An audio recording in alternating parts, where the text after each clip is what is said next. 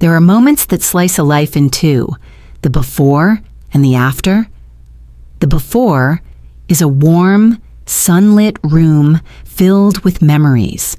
The after is the same room, but suddenly the air is cold, the shadows are long, and you realize you've been sitting in a cage without knowing it. For me, that moment didn't come with a bang. It came with a phone call and 4 words that were meant to sound like care, but felt like the closing of a lock. "We need to talk about your future."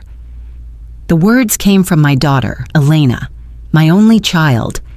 They hung in the air between San Antonio and her pristine suburban home, sharp and sterile. On the other end of the line, I could hear the faint, happy chatter of my granddaughter, Alexa, whose 8th birthday party was the reason for the call. But Elena's voice was low, serious, stripped of any warmth. It was the voice someone uses on a child, or on an inconvenience. "Come early on Saturday," she'd said right after the 4 little words that stopped my heart. "Before the guests arrive, Mark and I think it's time." Time for what? I wanted to ask. Time to discuss what color balloons Alexa wanted? Time to plan our next summer trip to the coast? But I knew it wasn't about any of that. At 68 years old, when your child wants to talk about your future, they are not asking about your dreams. They are discussing your expiration date. I said nothing for a long moment. The silence was a weapon, and I was suddenly unsure how to wield it. In the quiet of my sunroom, surrounded by the sturdy, sun-faded furniture my late husband Rob and I had collected over a lifetime, I felt a tremor of something cold and unfamiliar. It was the chilling recognition that the people you love can sometimes see you not as a person, but as a problem to be managed. "All right, Elena," I finally said, my voice unnervingly calm. "I'll be there." We hung up. I didn't move.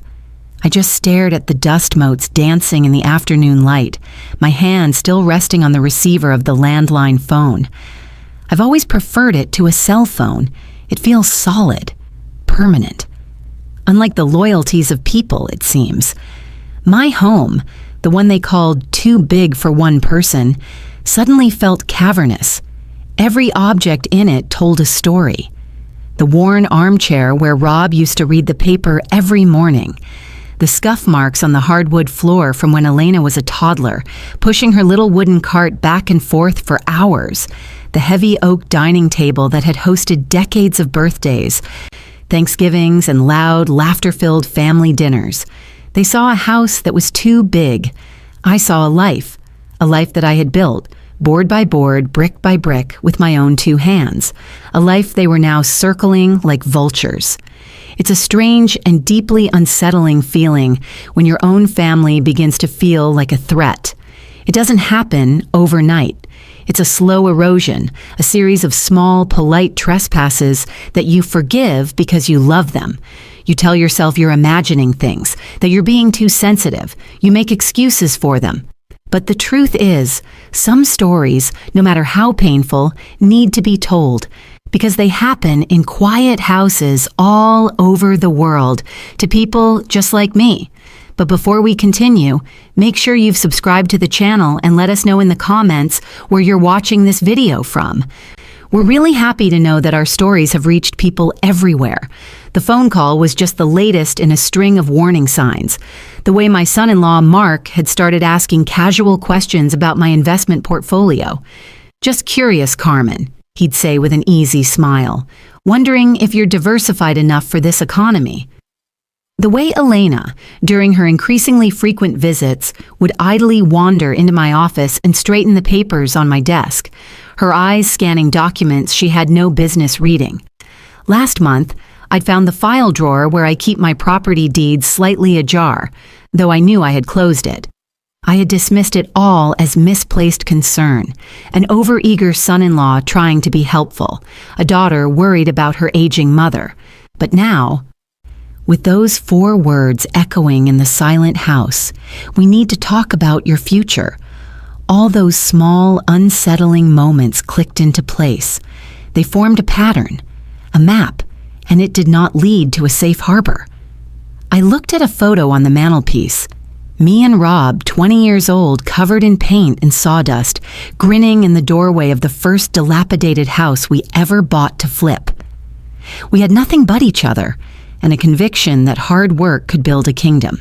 And it did, a small one, but it was ours. Now I was the sole guardian of that kingdom, and the barbarians weren't at the gate. They had been invited in for dinner. They had a key. My chest tightened, not with fear, but with a slow-burning anger that felt foreign and yet familiar. It was the same fire that had fueled me through sleepless nights of balancing budgets, of negotiating with contractors, of laying tile until my knees ached. It was the fire of a woman who had never been handed anything she didn't earn. They wanted to talk about my future. Fine, let's talk. But they were about to discover that my future was not a document to be signed over, a property to be liquidated, or a life to be managed. It was still mine to write, and I would not be handing them the pen. After Elena's call, the silence in my house was no longer peaceful. It was accusatory. It pressed in on me, heavy with the ghosts of the past and the cold shadow of the future they were planning for me. I walked from the sunroom into the main living area, my hand trailing along the textured plaster of the walls I had skim-coated myself 30 years ago. My gaze fell on the solid, hand-hewn mantelpiece above the fireplace. Rob had salvaged that beam from a 19th century barn that was being torn down. He'd spent a month sanding and staining it, his hands big and calloused, working the wood with a tenderness he usually reserved for me.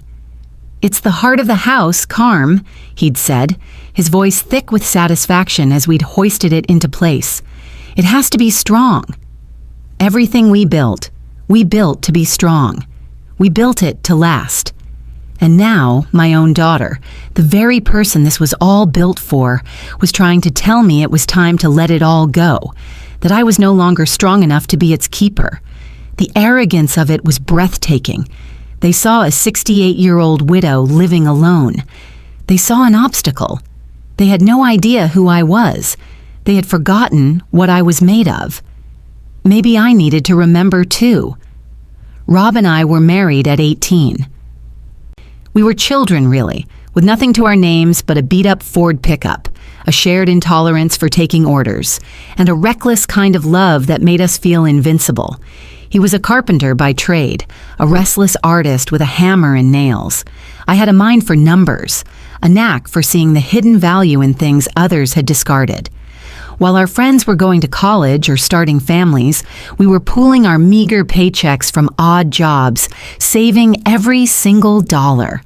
Our first investment wasn't in stocks or bonds. It was in a derelict little bungalow on the west side of San Antonio, a place so decrepit the neighbors used to cross the street to avoid walking past it. It had boarded up windows and a roof that sagged in the middle like a tired old horse. The air inside was thick with the smell of mildew and decay. But I saw the good bones beneath the rot. I saw the original hardwood floors suffocating under layers of linoleum. I saw the elegant archway between the living room and dining room, hidden behind cheap particle board. Rob saw it too. His eyes lit up with that familiar fire. "We can fix this, Carm," he'd whispered, as if the house itself were listening. "We can make it beautiful." And we did. We poured our youth into that house. We worked until our muscles screamed and our hands were raw. Rob taught me how to hang drywall, how to sweat copper pipes. I taught him how to read a balance sheet, how to negotiate with suppliers until they practically gave us the materials just to get me off the phone. We lived on canned beans and cheap coffee, falling into bed at night covered in a uniform of plaster dust and paint splatters. Too exhausted to speak, our bodies aching but our spirits soaring. 6 months later, we sold that little house for 3 times what we paid for it. The feeling was electric. It wasn't just the money, it was the proof. The tangible evidence that we could take something broken and make it whole again, that we could build a future from the ruins of someone else's past. That was the beginning. We never stopped. 1 house became 2, then 5. We developed a rhythm, a perfect partnership. Rob was the brawn and the vision. I was the brain and the discipline. He could see the potential in a floor plan. I could see the profit margin in a spreadsheet. We weren't just flipping houses anymore. We were building a business. We started buying properties to hold, to rent. Each one was a testament to our philosophy. Buy what's broken, fix it with your own hands, and never ever take on $1 of debt you can't pay off tomorrow. Over 40 years, we built an empire. It might have looked small from the outside, but it was solid, built on a foundation of steel and sweat. 15 rental houses, each one renovated to our exacting standards, providing clean, safe homes for families across the city. 2 commercial spaces, a laundromat that became a neighborhood hub, and a small storefront we leased to a beloved local bakery. And alongside the property, I managed our investments, quietly growing a portfolio worth over $800,000. I learned the market, read the financial pages like they were novels, and made smart conservative plays that paid off year after year. Elena grew up in this world of sawdust and financial statements. She saw the work, but I'm not sure she ever understood the why. For us, it was never just about accumulating wealth. It was about freedom. It was about independence. It was the defiant act of 2 people from humble beginnings carving out a space for themselves in the world, a space that no one could ever take away. We were building a legacy, a safety net not just for us, but for her. Every late night, every splinter, every calculated risk was for her future, to give her a foundation we never had. 5 years ago, that foundation cracked. Rob was diagnosed with a cancer so aggressive it stole him from me in less than 6 months. His death was a quiet, brutal thief. One day he was beside me, his laughter filling this house, and the next there was only silence. A silence so profound it felt like the world had stopped turning. In the haze of grief, I discovered the final testament of his love and trust. He had left everything, every deed, every account, every last penny, solely and unequivocally in my name. Our lawyer had suggested a more complex trust, something to protect the assets for Elena. Rob would have none of it. Carmen knows the business better than I do, he told the lawyer right in front of me. It's her money as much as mine. She'll know what to do with it. His faith in me was absolute. It was the last greatest gift he gave me, and for the past 5 years, I have honored that gift. I didn't crumble. I didn't sell off the assets and retreat into a quiet widowhood. I took the reins of our empire and I ran it. I managed the tenants, oversaw the maintenance, and continued to grow our investments. I did it because it was our life's work, and because I was more than capable. The business didn't just survive after Rob was gone. It thrived. And that, I realized as I stood by the fireplace, was my unforgivable sin in the eyes of my daughter and her husband.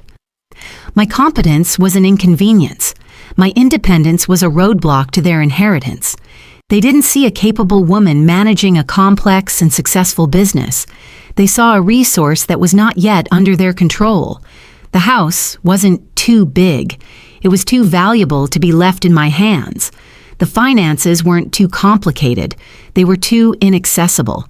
They had watched me grieve, and somewhere in their minds, they had mistaken my sorrow for weakness. They had seen my love for them and mistaken it for a vulnerability they could exploit. They had counted on me being a grieving, aging woman who would be grateful to hand over the burden of her own life. A cold clarity washed over me, sharp and clean. The tremor of fear I'd felt during the phone call was gone, replaced by a granite-like resolve. This wasn't just about a house or a bank account.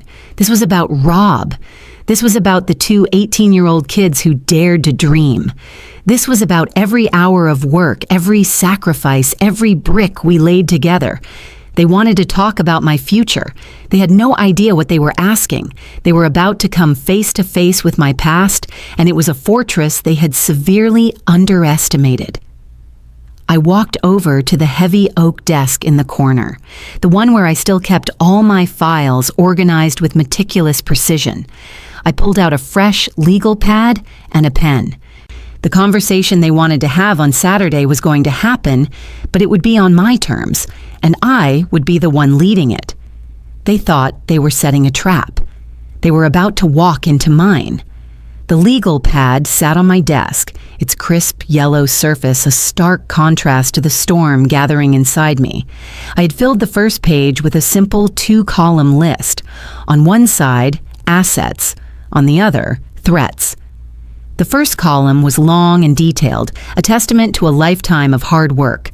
The second column contained only 2 words, Elena and Mark. My resolve hadn't been a fleeting moment of anger.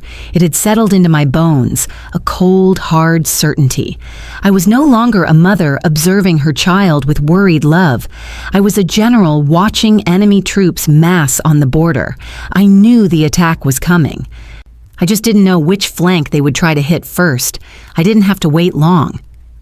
The very next week, the pressure began. It was subtle at first, a campaign of 1,000 gentle cuts. Their visits, which had been a sporadic once or twice a month, became a weekly ritual.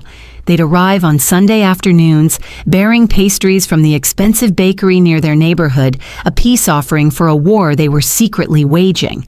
They would walk into my home, the home Elena grew up in, with the critical eyes of prospective buyers, not family. "You know, Mom," Elena said one afternoon, running a finger along a bookshelf, checking for dust, "this house is just so much work.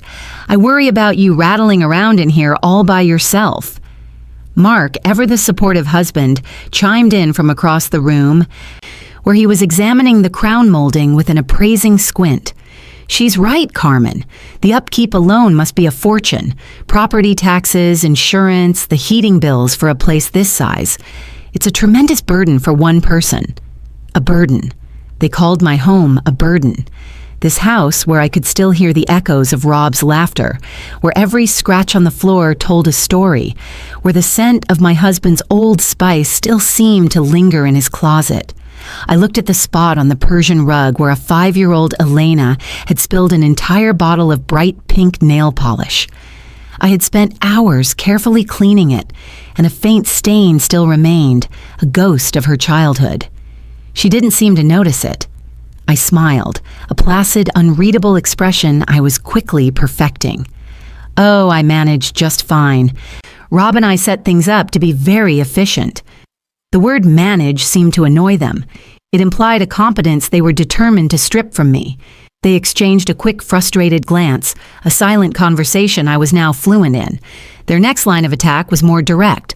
Mark, who sold high-end enterprise software and spoke in a constant stream of corporate jargon, appointed himself my unsolicited financial advisor. He'd sit at my sturdy oak dining table, the one he and Elena had eaten countless family meals at, and spread his hands as if addressing a boardroom. "Carmen, we need to talk about optimizing your portfolio," he began one evening, after I'd served him a slice of my homemade apple pie. "The market is volatile. You've got a lot of assets tied up in physical real estate. It's illiquid. We should be looking at diversifying, creating more fluid income streams to handle your future care." Your future care. There it was again, the coded language for my decline. "My finances are just fine, Mark," I said, taking a slow sip of my tea. "Rob and I always believed in tangible assets. You can't live in a stock certificate." He sighed, a theatrical display of patience. "I understand that mindset, I do. It's from a different era, but in today's world, you need agility. I could help you with that. I just need to get a clear picture of the overall financial landscape. Do you have a consolidated list of your holdings? Account numbers, brokerage statements, that sort of thing?" The audacity was stunning. He asked for the keys to my kingdom as casually as he might ask for the salt. He wanted the map of my fortress, and he wanted me to draw it for him. "Everything is in its proper place," I said vaguely. "It's all very well organized." His jaw tightened almost imperceptibly. This was not the confused, overwhelmed widow he was hoping for. He was meeting a wall where he expected to find an open door. While Mark played the role of the financial interrogator, Elena took a different, more insidious approach. She became the spy in my own home. She would follow me from room to room under the guise of helping, her eyes constantly scanning, cataloging. One afternoon, I walked into my office to find her standing by my filing cabinet, the one where I kept all the property deeds and tax records. The P drawer was slightly open. She slammed it shut the moment she saw me, her cheeks flushing. "Oh, Mom," she said, her voice a little too bright. "I was just looking for a stamp." Didn't mean to pry. But her hand had been on the file folders, not the stationery drawer. I saw it. We both knew what she was doing. It was a small but profound betrayal, like finding a stranger's fingerprints on your diary. She was searching for the information Mark couldn't get from me directly, rifling through the architecture of my life while pretending to admire the view. I said nothing. I just looked at her, my silence more powerful than any accusation. I held her gaze until she looked away, suddenly fascinated by a loose thread on her sweater. In that moment, the image of my sweet little girl, the one with the scraped knees and bright ribbons in her hair, dissolved completely. In her place stood a stranger, a co-conspirator with my daughter's face. The pressure mounted week by week. They started using words like forgetful and confused in casual conversation, planting seeds of doubt they hoped would later flower into legal justification. "Mom, I told you about our dinner plans for Tuesday last week, don't you remember?" Elena would say, when she had done no such thing. "Carmen, are you sure you paid the electric bill? It would be terrible if the power went out," Mark would add, knowing full well I had never missed a payment in my life. They were building a narrative brick by brick, just as Rob and I had built our houses. Their foundation was lies, their mortar was manipulation, and the structure they were creating was a cage designed to hold me. They were trying to gaslight me into believing I was incompetent, hoping that if they said it enough, I would start to believe it myself. Perhaps they hoped others would, too. I felt the immense weight of their campaign, but I did not bend. Every condescending question, every feigned look of concern, every snooping glance only hardened my resolve. Grief had been a fog, but this was a fire. It burned away the last vestiges of sorrow and left behind a core of pure, unadulterated steel. I thought of Rob. I thought of his unwavering faith in me. He had entrusted me with our entire world, not so I could surrender it to the first pair of greedy hands that reached for it, not even if one of those hands belonged to our own daughter. He had trusted me to be its guardian, its protector, and I would not fail him. I began to make my own quiet preparations. I spent an afternoon at the bank, not my usual branch, and opened a new safe deposit box.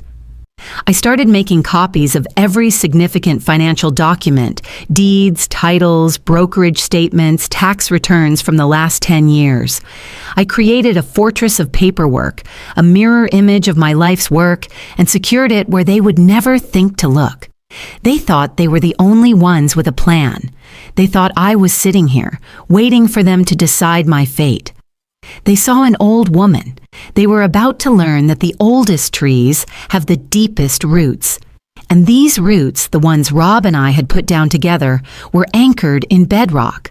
They could push, but I would not be moved. The pressure was building, yes, but they forgot one crucial thing about pressure. Sometimes, instead of crushing something, it creates a diamond. The Sunday they finally made their move, the air in the house felt different. It was heavy, charged with unspoken intentions. They arrived with the requisite pastries, but the smiles on their faces were brittle, stretched thin over a nervous energy that vibrated just beneath the surface. They made small talk about the weather, about Alexa's latest drawing, about Mark's quarterly sales targets.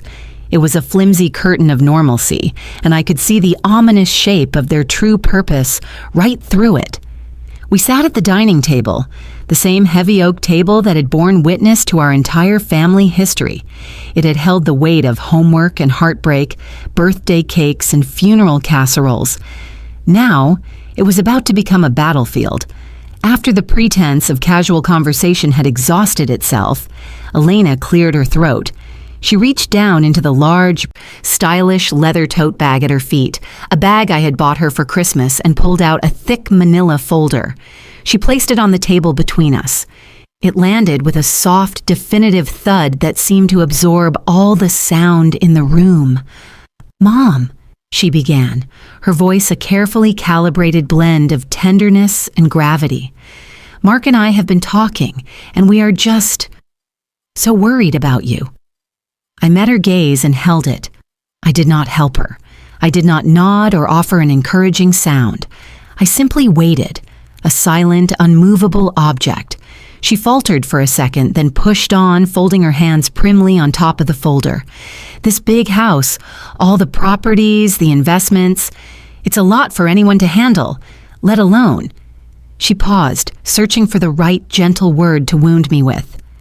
"Let alone someone who should be enjoying their retirement, not worrying about paperwork and tenants and market fluctuations." Mark leaned forward, placing his hand over hers in a theatrical gesture of solidarity.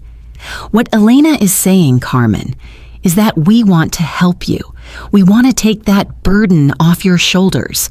We want you to have peace of mind knowing that everything is taken care of, that you're protected." Protected. The word was a poisoned dart wrapped in velvet. They spoke of protecting me while they were the very threat I needed protection from. "We've done some research," Elena continued, her confidence returning. She opened the folder. Inside was a stack of documents at least an inch thick, bound with a heavy-duty clip. The top page was emblazoned with bold, intimidating letters, "Durable Power of Attorney." My blood ran cold, but my expression remained placid. I had anticipated this. I had known it was coming. But seeing it there, in black and white on my own dining table, was still a jolt. It was the concrete manifestation of their betrayal, the blueprint for my own erasure. "Our lawyer," Elena said, emphasizing the word "our," as if they had long been a legal entity separate from me, "drew these up. It's pretty standard stuff. It just gives me and Mark the ability to manage your finances, pay your bills, and make decisions on your behalf if you're ever unable to. If I'm ever unable to." I repeated the words slowly, letting them hang in the air. My voice was quiet, devoid of the emotion that was churning in my gut. "Exactly," Mark jumped in, seizing the opportunity to sound like the expert. "It's a proactive measure, a contingency plan, in the event of an emergency, or, frankly, just to simplify your day-to-day. This document empowers us to act as your fiduciary agents. We can handle the banking, interface with your investment manager, even sign contracts for property maintenance. It streamlines everything." He was selling it to me like a piece of software, all features and benefits, no mention of the true cost, my autonomy. Elena slid the stack of papers across the polished surface of the table. "You should look it over, of course. But it's all very straightforward. It's just about making things easier for you, Mom. It's because we love you. It's because we love you." The phrase, once the warmest in the world, now felt like the coldest lie I had ever heard. I looked down at the documents. I didn't need to read the fine print. I knew exactly what a durable power of attorney was. Durable, immediate, irrevocable without a court order if I were ever deemed incapacitated, a designation they were already trying to manufacture with their whispers of my forgetfulness. This wasn't a safety net, it was a cage, a legally binding cage. If I signed these papers, I would be handing them the key, and they would have the full legal right to lock me inside it. They could sell my home, liquidate my assets, drain my bank accounts, and there would be nothing I could do. They would have the law on their side. I would cease to be Carmen Elaine Vasquez, the woman who built an empire from scratch. I would become a dependent, a ward, a name on a series of accounts they controlled. I let my fingers rest on the top page, feeling the crisp, cold weight of the paper. I thought of Rob. I thought of his calloused hands, his easy laugh, his absolute trust in me. He had left me a kingdom to command, and my own child was asking me to sign an unconditional surrender. I slowly lifted my eyes from the documents and looked at them. Really looked at them. I saw my daughter, her face a mask of loving concern, but her eyes hard with avarice. I saw my son-in-law, his posture exuding a smug, predatory confidence. They were so sure of themselves. They were so certain of my weakness, so confident in my love for them, which they saw as a tool to be used. "It will just give us all peace of mind," Elena whispered, as if closing a sale. "And the best part is, we can get it all taken care of today." I took the liberty of scheduling a mobile notary to come by in about an hour, just to make it official and easy for you. And there it was, the final brutal stroke of their plan, the manufactured urgency, the presumption of my consent. They hadn't come here to have a conversation. They had come for a signature. They had arranged the executioner before the trial had even begun. The sheer, breathtaking arrogance of it was what finally broke my composure. A slow, cold smile touched my lips. It wasn't a happy smile. It was the kind of smile that signals a fundamental shift in power. They both stared at me, confused by this unexpected reaction. They had expected tears, or confusion, or grateful relief. They were not prepared for my amusement. I pushed the thick stack of papers back across the table toward them.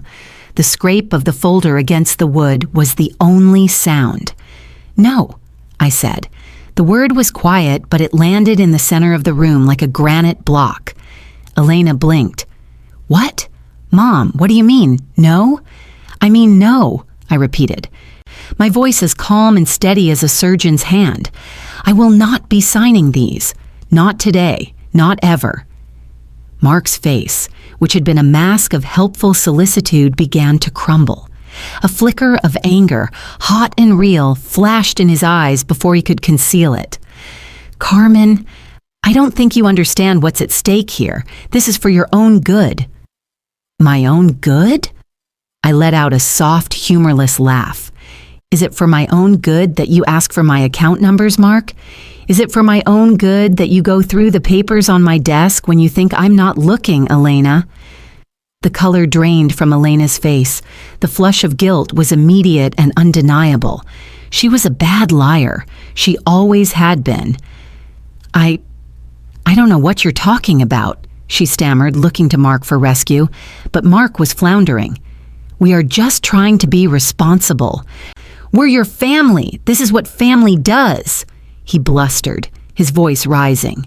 "No, Mark," I said, my voice dropping lower, cutting through his panic. "Family doesn't try to strip a woman of everything she has ever worked for. Family doesn't treat their mother like a problem to be managed. Family doesn't lie." I stood up from the table, the movement slow and deliberate. I was no longer the defendant in this silent trial. I was the judge. "The notary will not be needed," I said, my voice leaving no room for argument. "You should call and cancel, and then I think this visit is over." They were speechless, utterly, completely stunned into silence. Their carefully laid trap had not only failed to spring, but the prey had looked them in the eye, smiled, and calmly walked away. They stared at me, their mouths slightly agape. The useless folder of papers lying between them like a dead thing. They had come into my house to declare me incompetent, but in their greed and their haste, they had made the most foolish mistake of all. They had shown me their entire plan, and now I had mine. After the front door clicked shut behind them, the silence they left in their wake was nothing like the peaceful quiet I was used to. This was a different kind of silence. It was loud, ringing, and hollow, the sound of a severed bond. I stood motionless in the living room, listening to the sound of their car engine starting, the crunch of tires on the gravel driveway, and then the fading hum as they drove away, taking the last remnants of my naive trust with them. The manila folder was still on the dining table, an obscene testament to the afternoon's events. I walked over and looked down at it, at the bold, officious title, Durable Power of Attorney. They had been in such a state of shock that they had forgotten to take it with them. It was a piece of evidence now, a tangible symbol of their greed. I didn't touch it. I left it there, in the center of the table, like a body at a crime scene. A wave of profound sadness washed over me, so heavy it threatened to buckle my knees. This was my daughter, my Elena, the little girl whose tears I had dried, whose fears I had soothed, whose future Rob and I had worked our entire lives to secure. That she could look me in the eye and try to orchestrate the legal dismantling of my life was a betrayal so deep it felt like it had rewritten my own cellular structure. This wasn't a misunderstanding. This wasn't a disagreement. This was an act of conquest. But sadness is a luxury, and I knew I couldn't afford to indulge in it for long. Grief is a fog, but betrayal is a lens. It brings everything into sharp, painful focus.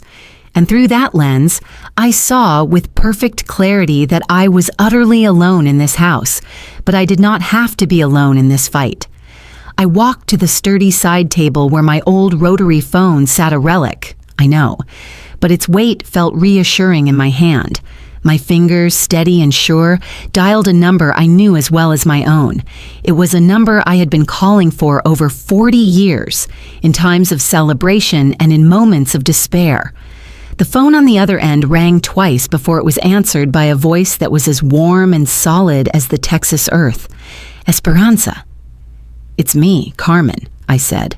"I know who it is," she replied, her tone immediately shifting from casual greeting to alert concern.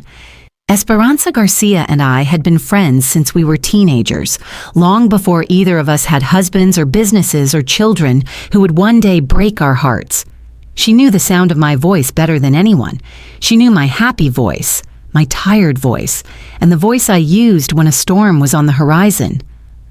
"What's wrong? You sound quiet."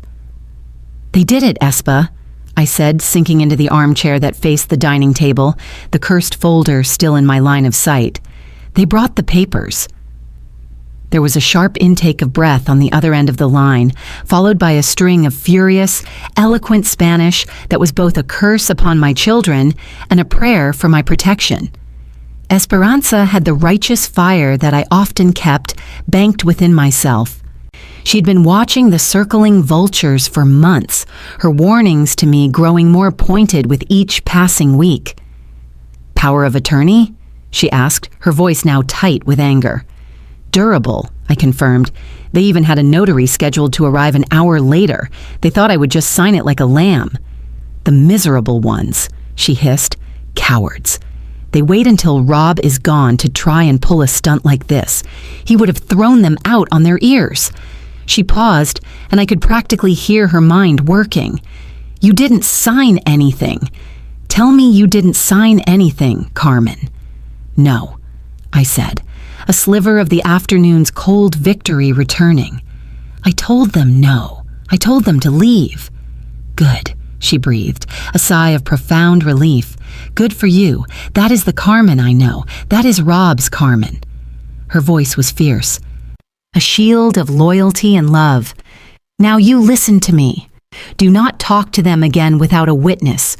Do not let them in your house. And whatever you do, don't you dare let them make you feel guilty. This is not your fault. Greed is a sickness, and your daughter has caught a bad case of it from that useless husband of hers." Her words were a balm, extinguishing the flicker of maternal guilt that tried to ignite within me. I wasn't a bad mother. I was a target.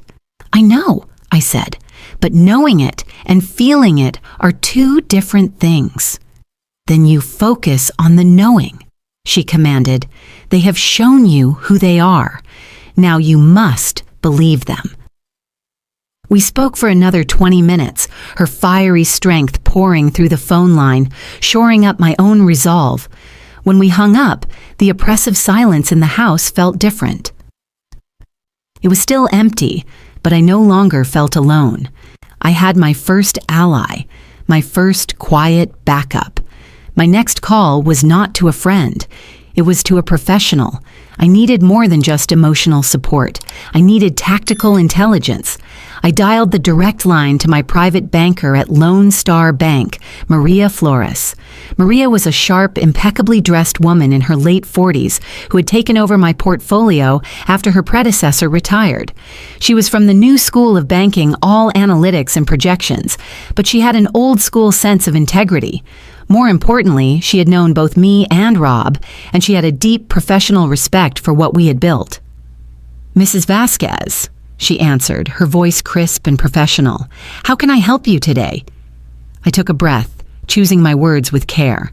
"Maria, I need to review the security protocols on all of my accounts. I'm considering making some structural changes to my estate, and I want to ensure everything is locked down tight in the interim." "Of course," she said, the sound of typing clicking softly in the background. "Is there a particular concern? A suspicious transaction?" "No transactions," I clarified. "Let's call it a suspicious conversation. My daughter and her husband are expressing a great deal of interest in taking over the management of my affairs. Today, they presented me with a power of attorney document for my signature." The typing stopped. A beat of professional silence passed. "Was I present for this meeting, Mrs. Vasquez?" Maria asked, her voice carefully neutral. "No, you were not." "Was your attorney present?" "No." "I see," she said. The temperature of her voice dropped several degrees, becoming cool and clinical. "And did they bring the notary with them, or was one scheduled to arrive?" "Scheduled," I told her. "Mrs. Vasquez," Maria said, and now her voice was firm, stripped of all pleasantries. "I want you to know that our institution trains its senior client officers to recognize the warning signs of elder financial abuse. What you have just described, pressuring a senior client to sign a comprehensive power of attorney without their banker or legal counsel present, is one of the brightest red flags we are taught to look for. It is a classic tactic used to gain control of assets under fraudulent pretenses." Hearing my vague, familial fears articulated in the cold, hard language of banking fraud was incredibly validating. It was like a doctor confirming a diagnosis you had long suspected. I wasn't being paranoid. I wasn't being overly sensitive. I was being targeted. "Thank you for confirming that, Maria," I said, my voice steady. "I have already placed a verbal security alert on all your accounts," she continued, already moving into action. "Effective immediately, no changes, no withdrawals over $500, and absolutely no amendments to signatory authority can be made without your coming into the branch and providing 2 forms of photo identification in person with me. Is that clear?" "Perfectly clear." "Good," she said. "Now, I will treat this conversation with the utmost confidentiality. But if they attempt to contact the bank on your behalf, or if you feel pressured in any way, I want you to call my personal cell phone immediately." "Do you have it?" I wrote it down. My second backup was now in place, a professional with institutional power who was now on high alert. Before we hung up, Maria paused. "One more thing, Mrs. Vasquez," she said, a note of hesitation in her voice. "This now makes a bit more sense. Your son-in-law, Mark, was actually in the branch last week." My hand tightened on the receiver. "He was? What for?" "He was asking about the general requirements for activating a power of attorney. Speaking hypothetically, of course. He mentioned that he was concerned you were getting confused, that you had been making some unusual withdrawals. I reviewed your account history and saw nothing of the sort, so I dismissed it as an overcautious son-in-law. Now I see it in a different light." I closed my eyes. It was worse than I thought. They weren't just waiting for me to become incompetent, they were actively building a case to prove it. The trap wasn't just the paper on my table. It was a web, and they had been spinning it for weeks. The line went dead, but I kept the heavy receiver pressed to my ear. The silence on the other end was a hollow echo of the void that had just opened up in my understanding of the world. Maria's final words were not just a piece of information, they were a translation key. With them, I could finally read the true language of my daughter and son-in-law's actions over the past several months. He mentioned that he was concerned you were getting confused, that you had been making some unusual withdrawals. It wasn't just about the money, not anymore. Wanting my money was a simple, ugly greed I could comprehend. This was something else entirely. This was a deeper, more personal form of theft. They weren't just trying to take what I had, they were trying to take who I was. Slowly, I placed the receiver back in its cradle. The click was unnaturally loud in the quiet room. I stared at the manila folder on the table, its purpose now chillingly clear. The power of attorney wasn't their opening move, it was their endgame. The groundwork for it was being laid elsewhere, in quiet conversations in bank lobbies, in manufactured anecdotes whispered to friends, in a carefully constructed narrative of my decline. They were trying to assassinate my character. They were building a case against my mind. The cruelty of it was breathtaking. It was a poison designed to work slowly, to make the victim doubt herself, to isolate her from those who might help until it was too late. They needed me to be declared incompetent, and if reality wouldn't cooperate, they were more than willing to invent a new one. I stood up and walked, not to the kitchen for a comforting cup of tea, but to my office. My steps were measured, my hands steady. The shock was passing, replaced by a cold, clarifying rage that felt less like an emotion and more like a source of fuel. They had made a fatal error. They had accused me of the one thing I knew to be a lie, and in doing so, they had armed me with the righteous certainty of the sane. My office was my sanctuary. It was a small room, lined with oak shelves Rob had built, every surface neat and organized. This was the command center of our small empire. For 40 years, every major decision, every calculation, every penny earned and spent had been tracked within these walls. If I was confused, the evidence would be here. I sat down at my desk, the worn leather of the chair creaking softly. I didn't turn on the computer. I did it the old way, the way I always had. I pulled out the heavy cloth-bound ledger for the current year. My handwriting filled its pages, a neat, consistent cursive that had not wavered in 5 decades. Every entry was dated, categorized, and cross-referenced with a receipt or a statement. Unusual withdrawals, I whispered to the empty room. The accusation felt absurd, like accusing the sun of being cold. My finger traced the lines of the ledger, my mind going over the past few weeks. The period Mark must have been referencing. I saw the check I had written to the city food bank. A larger donation than usual because I had read they were struggling with inventory. Was that unusual? I saw the payment to the roofing contractor who had replaced the shingles on one of the rental properties on Elm Street, an expensive but necessary repair. Was that strange? I saw the wire transfer for Alexa's birthday present, a contribution to her college savings account, the same amount I deposited every year. I saw the weekly withdrawals for groceries, the monthly payment for the high-end gardening service I employed because my back wasn't what it used to be, the check written to my church. I went line by line, page by page. It was a portrait of a life, a responsible, orderly, and sometimes generous life. There was nothing erratic, nothing confusing, nothing that a sane person could possibly misconstrue. The numbers were as solid and dependable as the oak desk beneath my hands. The lie was total, a complete fabrication plucked from thin air designed for a single purpose, to paint me as a doddering old woman losing her grip, a woman who desperately needed her loving daughter and son-in-law to step in and save her from herself. I closed the ledger. I felt no satisfaction in being proven right. My competence had never been in question. Instead, I felt a profound sense of violation. They had taken my actions, my charity, my stewardship of the business, my love for my granddaughter, and were attempting to twist them into symptoms of senility. This was Mark's work, I knew. He had the slick, empty confidence of a salesman who believed he could sell anyone anything, even a lie about their own mother. He saw my life as a series of assets to be liquidated, and my mind as an obstacle to be discredited.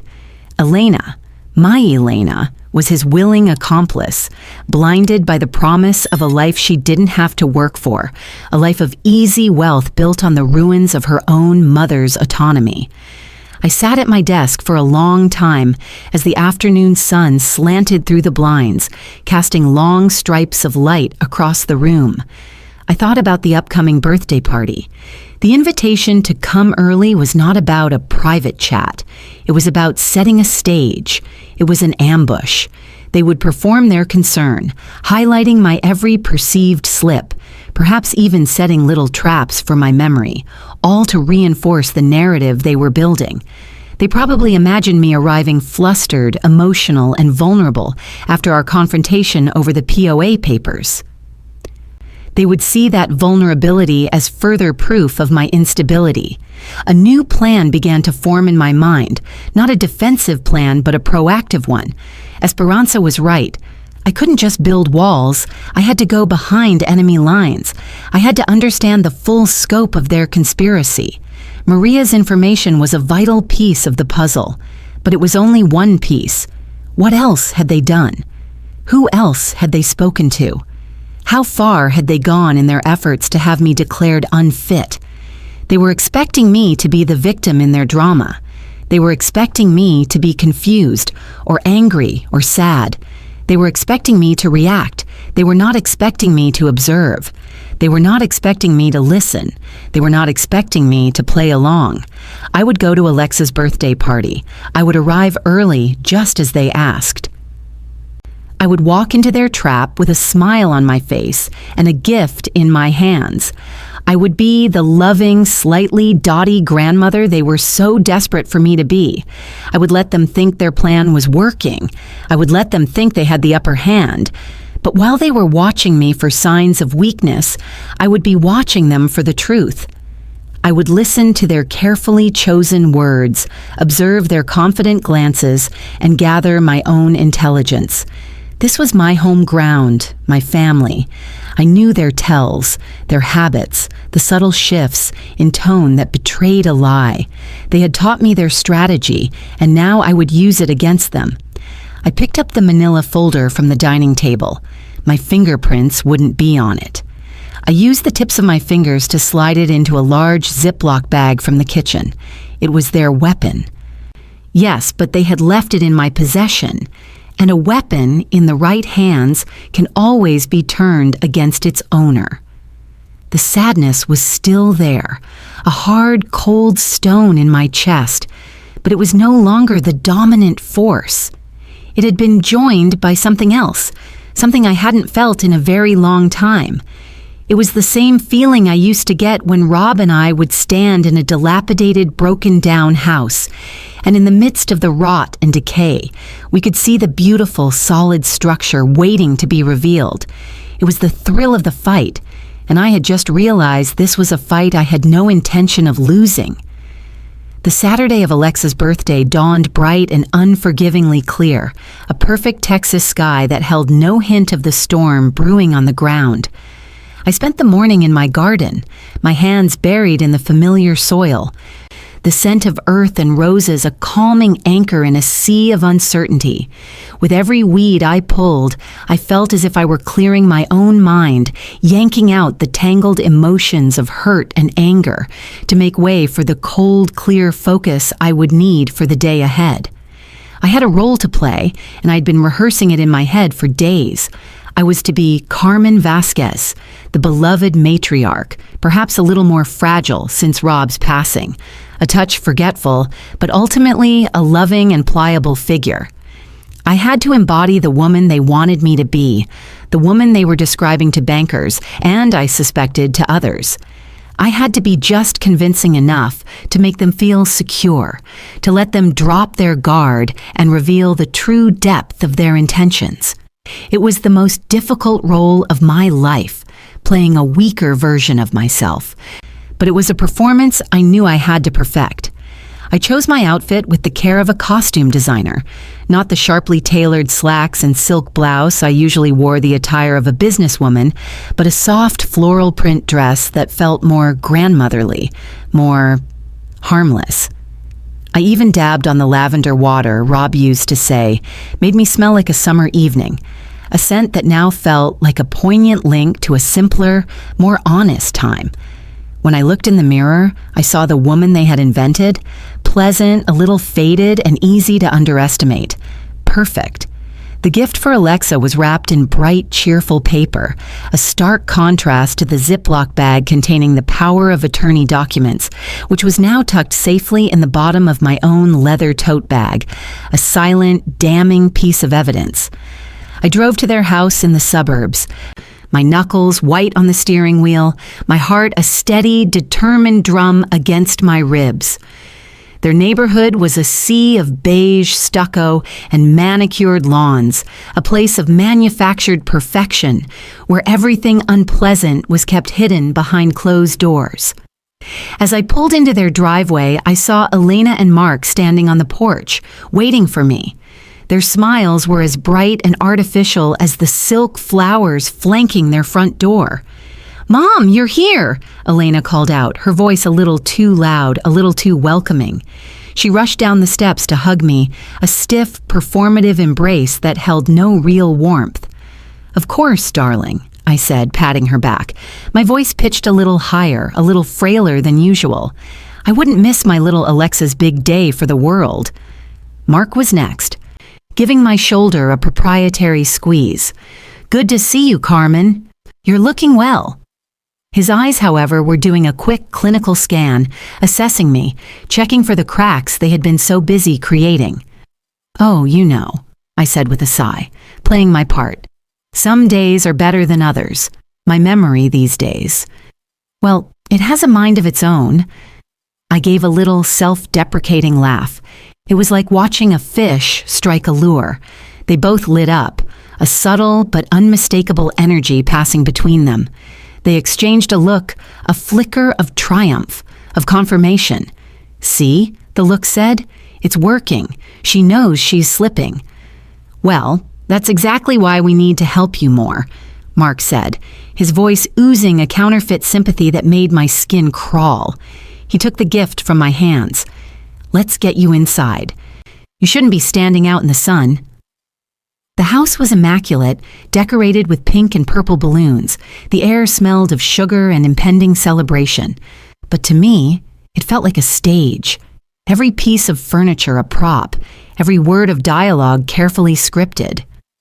"Alexa is in her room getting ready," Elena said. "We have a little time before the other guests arrive. Why don't you sit down? Let me get you a glass of water."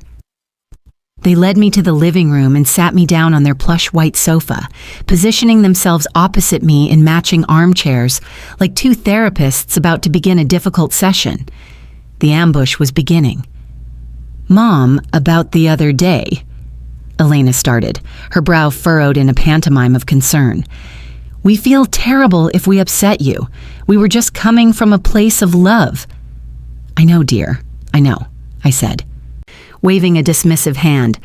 I was just startled. It was a lot to take in. I'm sorry if I was sharp. I was apologizing for their own aggression, a classic tactic of the manipulated, and I could see them lapping it up. "There's nothing to be sorry for," Mark said smoothly. "It's completely understandable.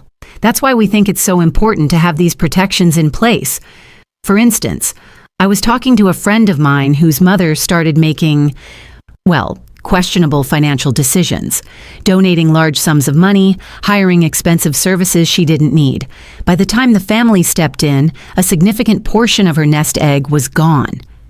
He was testing me, floating a narrative that mirrored my own recent actions, the food bank donation, the gardening service, to see if I would react, if I would defend myself. I did not. Instead, I looked at him with wide, troubled eyes. "Oh my," I said, my voice hushed. "How awful! You just never think that will happen to you." The bait was taken. They leaned in, their voices dropping to a conspiratorial, soothing tone. "Exactly," Elena said, her eyes glistening with what, to an outside observer, might have looked like real tears. "And we would never forgive ourselves if something like that happened to you. We just want to be your safety net."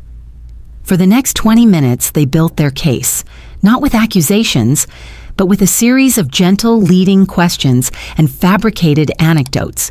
They talked about a neighbor who forgot to turn off the stove, about an uncle who got scammed by a telephone solicitor. Each story was a carefully chosen brick in the wall they were building around me. I listened. I nodded. I played my part to perfection.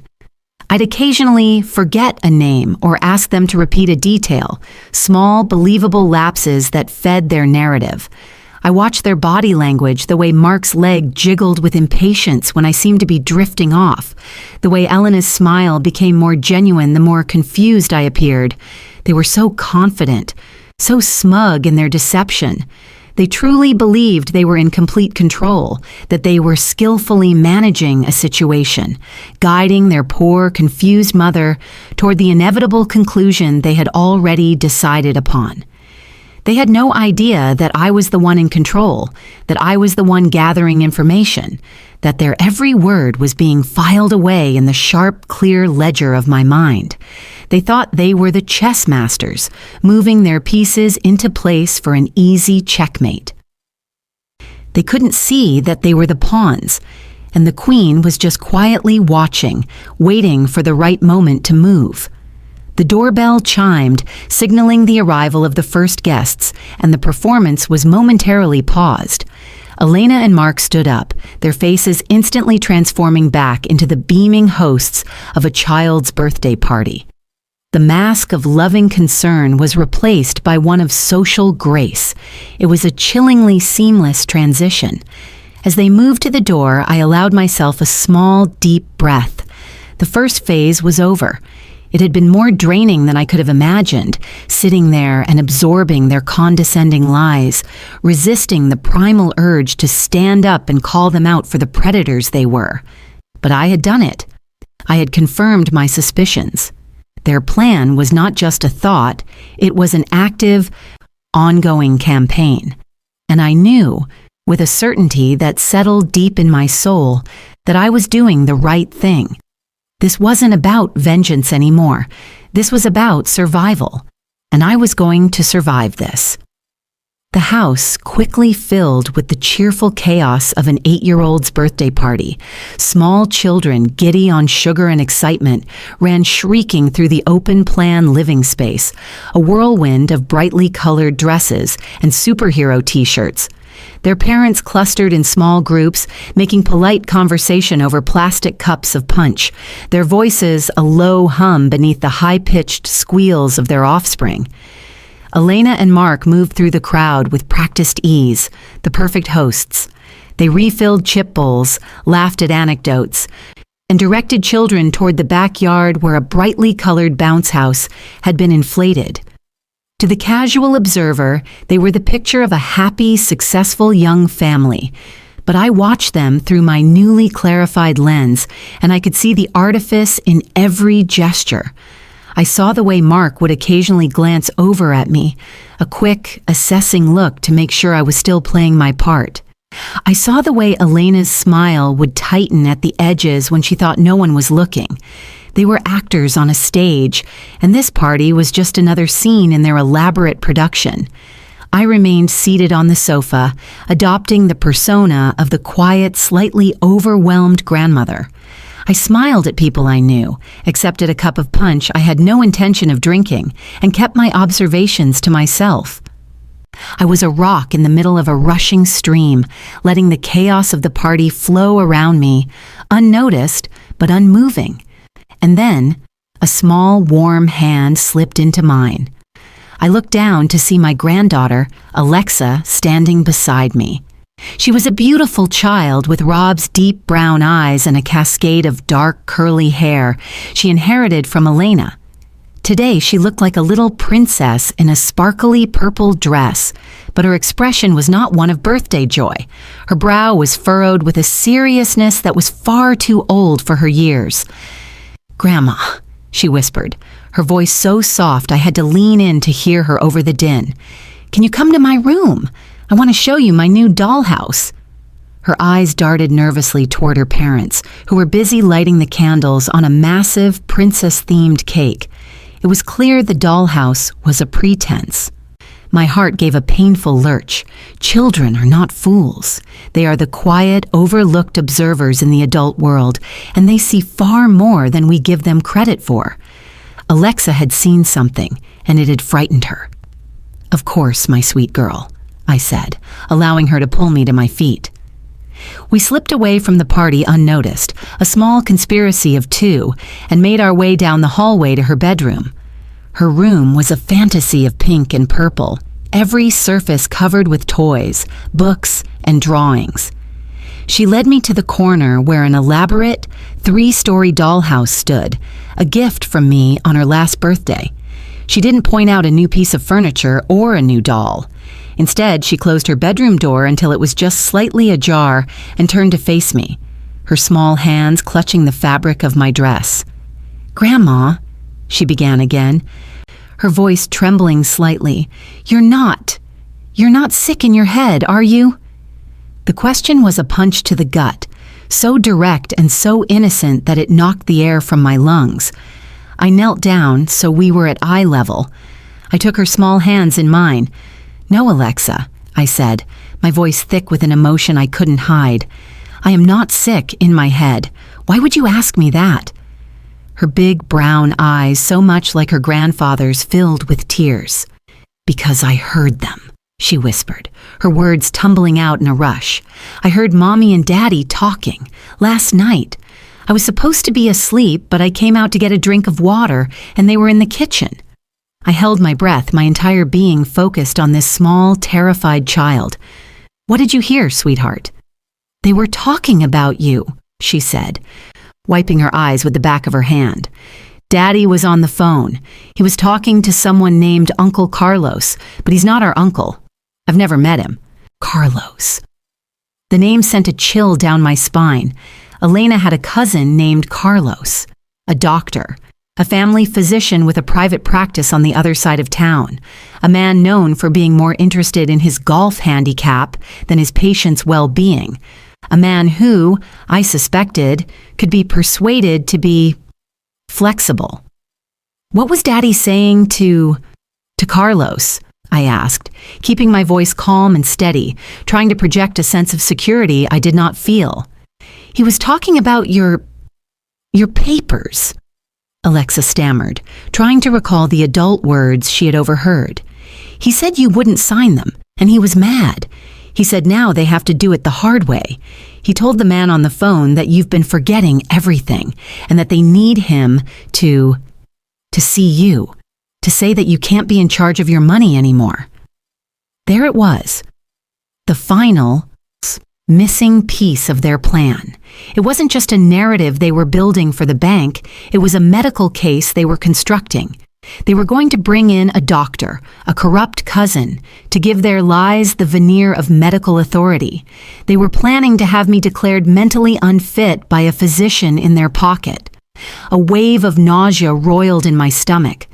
To use a doctor, to pervert a position of trust for their own financial gain, was a level of depravity I hadn't even allowed myself to consider. Alexa's grip on my hands tightened. "And Mommy said not to worry," she continued, her voice cracking. "She said that after Dr. Carlos sees you, they could get a judge to agree.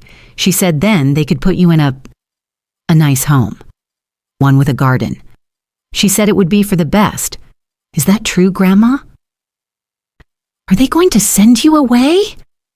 The tears she had been holding back finally spilled over, rolling down her cheeks. I pulled her into my arms, holding her small, trembling body against mine.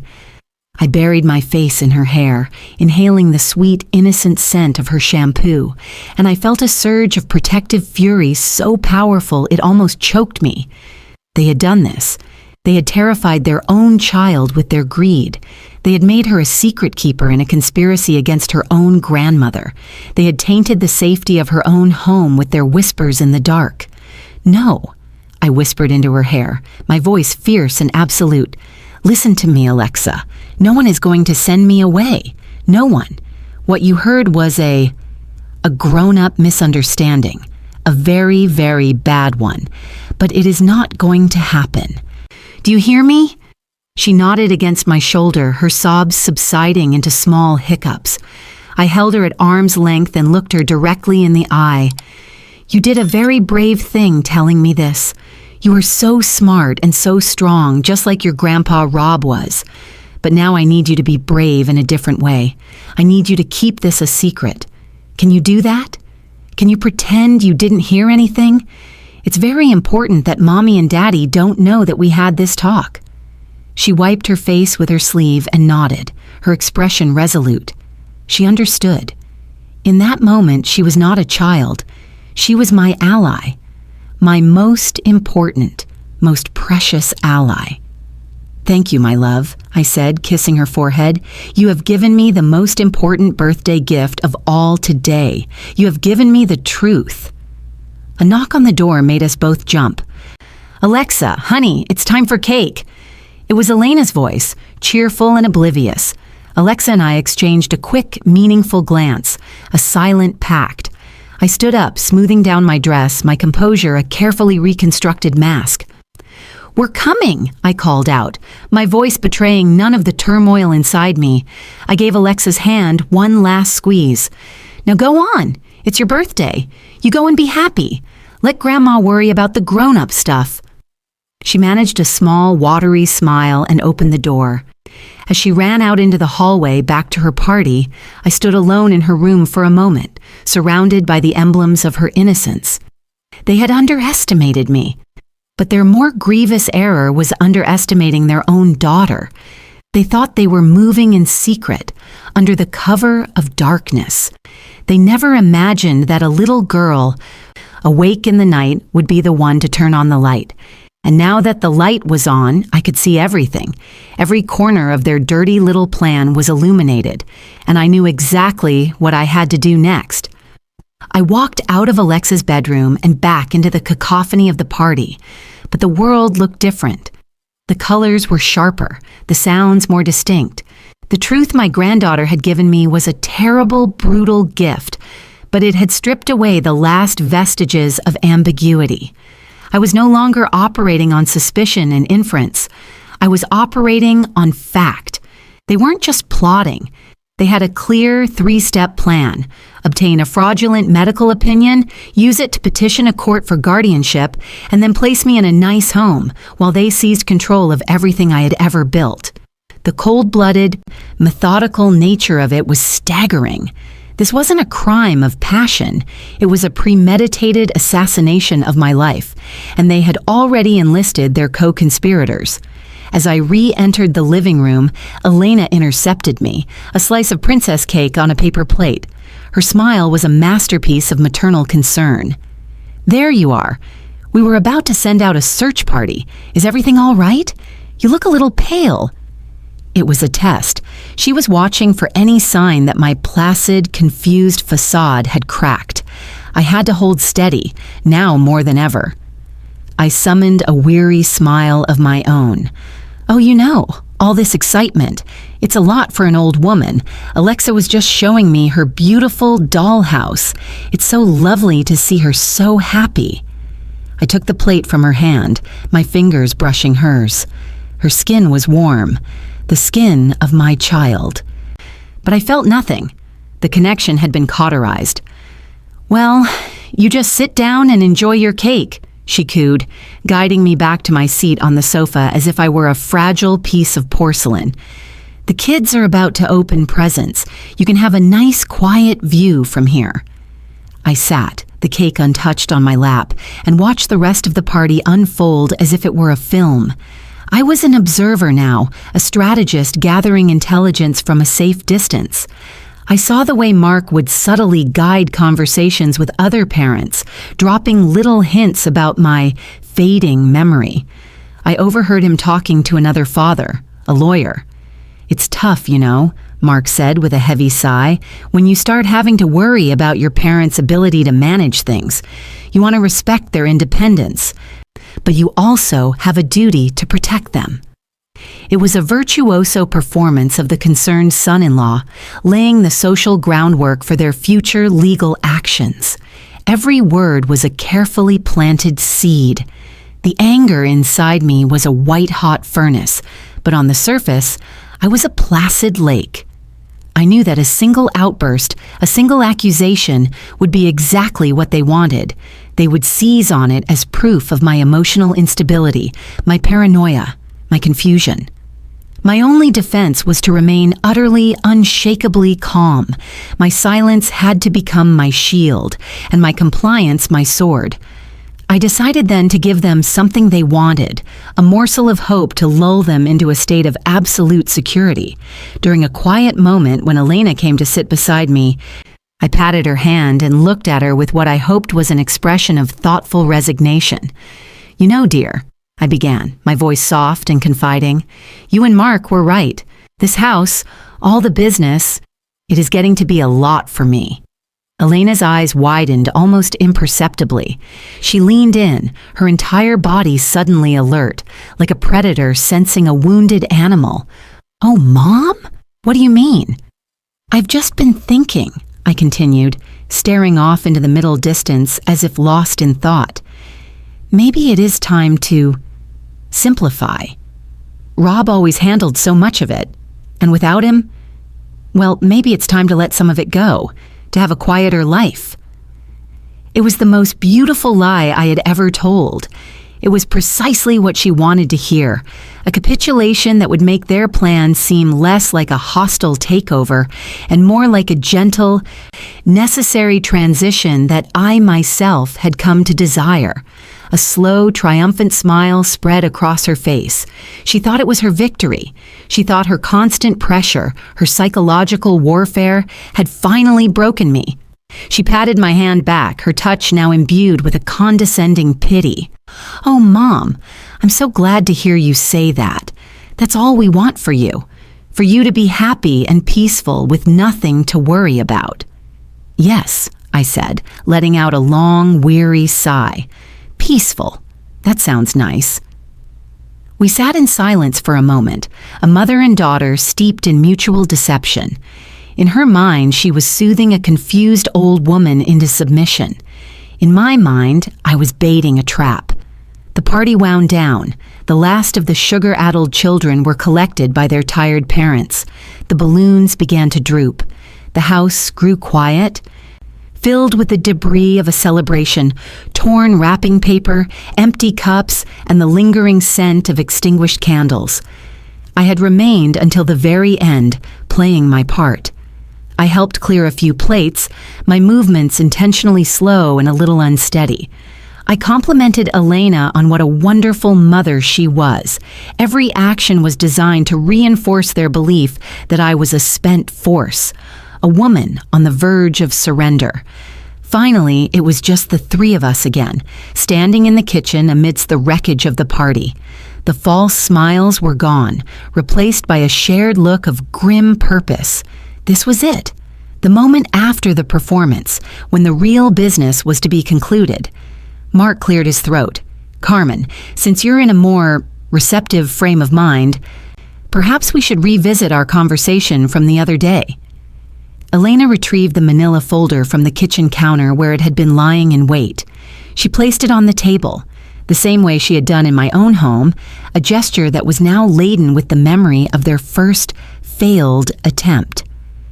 "We don't want to pressure you," she said, her voice dripping with false sincerity, "but since you agree that it's time to simplify, this is really the most logical first step. It just allows us to start helping you right away." They stood there, expectant, a united front of predatory concern. They believed they had won. They believed that my performance of weariness was real, that my talk of simplifying was a white flag. They were waiting for me to pick up the pen and sign away my life. I looked at the folder. I looked at their eager, greedy faces. The furnace of anger inside me burned hotter than ever, but my voice, when I spoke, was as cool and calm as river stone. "You are right," I said slowly. "It is time to handle this." They both visibly relaxed, their shoulders slumping in relief. Mark's lips even curled into a small, triumphant smirk. "But not here," I continued, my eyes meeting theirs with a new, hard intensity that made them both straighten up again. "And not like this." I saw a flicker of confusion in Elena's eyes. Mark's smirk vanished. This was not part of their script. "I have given this a great deal of thought," I said, my voice gaining strength with every word. "These are important matters. They shouldn't be handled in a messy kitchen after a birthday party. They should be handled properly, professionally." I paused, letting the weight of my words sink in. "My house," I said, the words clear and sharp as glass. "Tomorrow morning, 10 o'clock. Mark opened his mouth to object, to regain control of the situation, but I cut him off. "You wanted to talk about my future," I said, my gaze unwavering. "We will talk about my future, at my house. At 10:00, have any other plans?" They were stunned into silence. I had seized control of the narrative, ripped the script from their hands, and was now directing the scene myself. I was no longer the confused, pliant old woman. I was a chief executive calling a board meeting. Without another word, I picked up my purse, turned my back on them and their useless folder, and walked out of their house. As I drove away, I didn't look in the rearview mirror. I knew what I would see. Two baffled conspirators standing on their porch, the trap they had so carefully set now empty. The prey having walked away on its own terms, leaving them to wonder what in the world had just happened. They thought they knew the game, but they had no idea I was about to change all the rules. The meeting tomorrow would not be a negotiation. It would be a reckoning. The drive home from Elena's house was a study in controlled calm. My hands were steady on the wheel, my eyes were clear, and my mind, for the first time in months, was completely silent. The chaotic noise of grief, doubt, and fear had vanished, replaced by the quiet, efficient hum of a machine that has just been given a clear and unequivocal purpose. I had issued a summons. My house, tomorrow morning, 10 o'clock. I had set the stage for the final act. And now I had less than 18 hours to build the set, gather the players, and write the script. Sleep was an indulgence I could not afford. The moment I walked through my own front door, the house ceased to be a home and became a war room. I didn't turn on the television or put on music. I needed the silence. It was the canvas upon which I would paint my counteroffensive. I walked straight to the heavy oak dining table, their chosen battlefield, and finally picked up the manila folder they had left behind during their first assault. I carried it not to a drawer to be hidden, but to my office, where I placed it in the center of my desk under the bright glare of my work lamp. It was no longer an object of fear, it was Exhibit A. My first call was not to a lawyer, it was to my general. "Esperanza," I said when she answered, my voice low and steady. "It's time." "I've been waiting for your call," she replied, her voice completely free of surprise. "What did they do?" "They have a doctor," I said, the words tasting like ash. "Elena's cousin, Carlos. They're going to have him declare me incompetent." I heard a sharp, furious sound on the other end of the line, the sound of a teacup slamming down into its saucer. That snake, that worthless, spineless excuse for a man. I never trusted him, not even when he was a boy. She paused, her fury quickly cooling into tactical precision. "What do you need?" "I need you here," I said. "Tomorrow morning, 9:45. I've called a meeting." "I'll be there at 9:30, she corrected me. "And I'm bringing coffee and pan dolce. Generals need to eat." Her unwavering loyalty was a rock. With her at my side, I knew I would not falter. My next call was to Maria Flores, the private banker at Lone Star. I reached her on the personal cell phone number she had given me. It was late on a Saturday evening, but she answered on the second ring. "Maria, it's Carmen Vasquez. I'm sorry to bother you outside of business hours." "Mrs. Vasquez, it is no bother at all," she said, her voice instantly sharp and alert. "What has happened?" "My son-in-law's narrative about my confusion is part of a larger plan to have me legally declared unfit.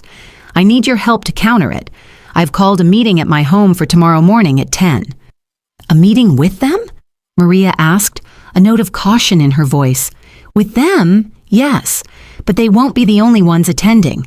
Maria, I need you to be there, and I need you to bring a certified, comprehensive summary of every asset, every account, and every property that I hold with your institution, and any others you are aware of.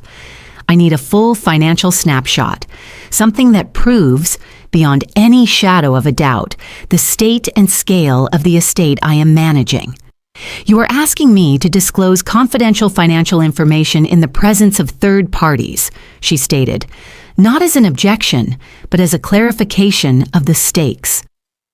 "I am asking you to help me defend myself against a fraudulent attempt to seize my assets," I countered, my voice firm. "This is no longer a family matter, Maria. This is an active attempt at financial abuse. Your presence, as a representative of my bank, will be a powerful statement of my lucidity and competence." There was a moment of silence on the line as she considered the professional risk against the moral imperative. "Mrs. Vasquez," she finally said, her voice decisive, "my fiduciary duty is to my client. You are my client. Protecting you from fraud is part of my job. I will be there, and I will have the documents you requested." My second pillar was in place. The third call was the most difficult because it meant admitting that this had escalated beyond my own capabilities to manage. It meant bringing in a weapon I had hoped never to use. I dialed the number of Patricia Sanchez, an attorney Esperanza had recommended years ago. Patricia wasn't a folksy estate planner who dealt in simple wills. She was a litigator, a shark. A woman who specialized in contested guardianships and elder law, a field she had entered, as she once told me, because she was sick of watching children steal their parents' legacies. Her voicemail picked up. I left a message, my words concise and clear, outlining the situation and the urgency. "Patricia, it's Carmen Vasquez. We met at Esperanza's Christmas party 2 years ago. I have a situation involving a power of attorney and a planned competency hearing. I need counsel, and I need it immediately. I am holding a meeting at my house tomorrow morning at 10. I know it's Sunday, but if there is any way you can be there, it would be critical." I hung up, not knowing if she would even get the message in time. It was a shot in the dark. The rest of the night was a blur of methodical preparation. I unlocked the secure filing cabinet in my office, the one Elena had failed to access, and began pulling files. Every property deed, every title, every insurance policy, every tax return for the past decade. I created stacks on my large office floor, organizing my entire financial life into a clear, undeniable narrative of order and control. I found the small, worn address book where Rob had kept the numbers of the private investigators he had occasionally used for business, for vetting a high-risk commercial tenant or tracking down a contractor who had skipped out on a job. I scanned the names and found the one he had trusted most, Roberto Diaz. "Bobby's as solid as they come," Rob had told me, "sees things other people don't." It was well past midnight, but I took a chance. A gruff, sleepy voice answered. "Diaz. Mr. Diaz," I said. "My name is Carmen Vasquez. My late husband, Rob Vasquez, was a client of yours." The sleepiness in his voice vanished. "I remember Rob. A good man. Straight shooter.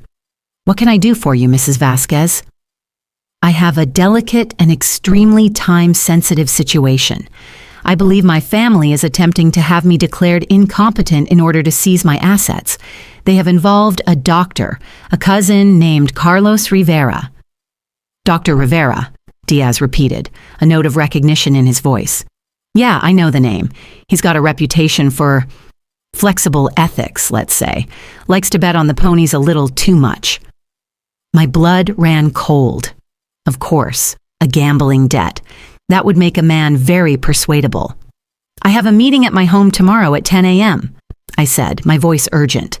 I know this is an impossible request, but is there any information you can find on him, any leverage, anything at all between now and then?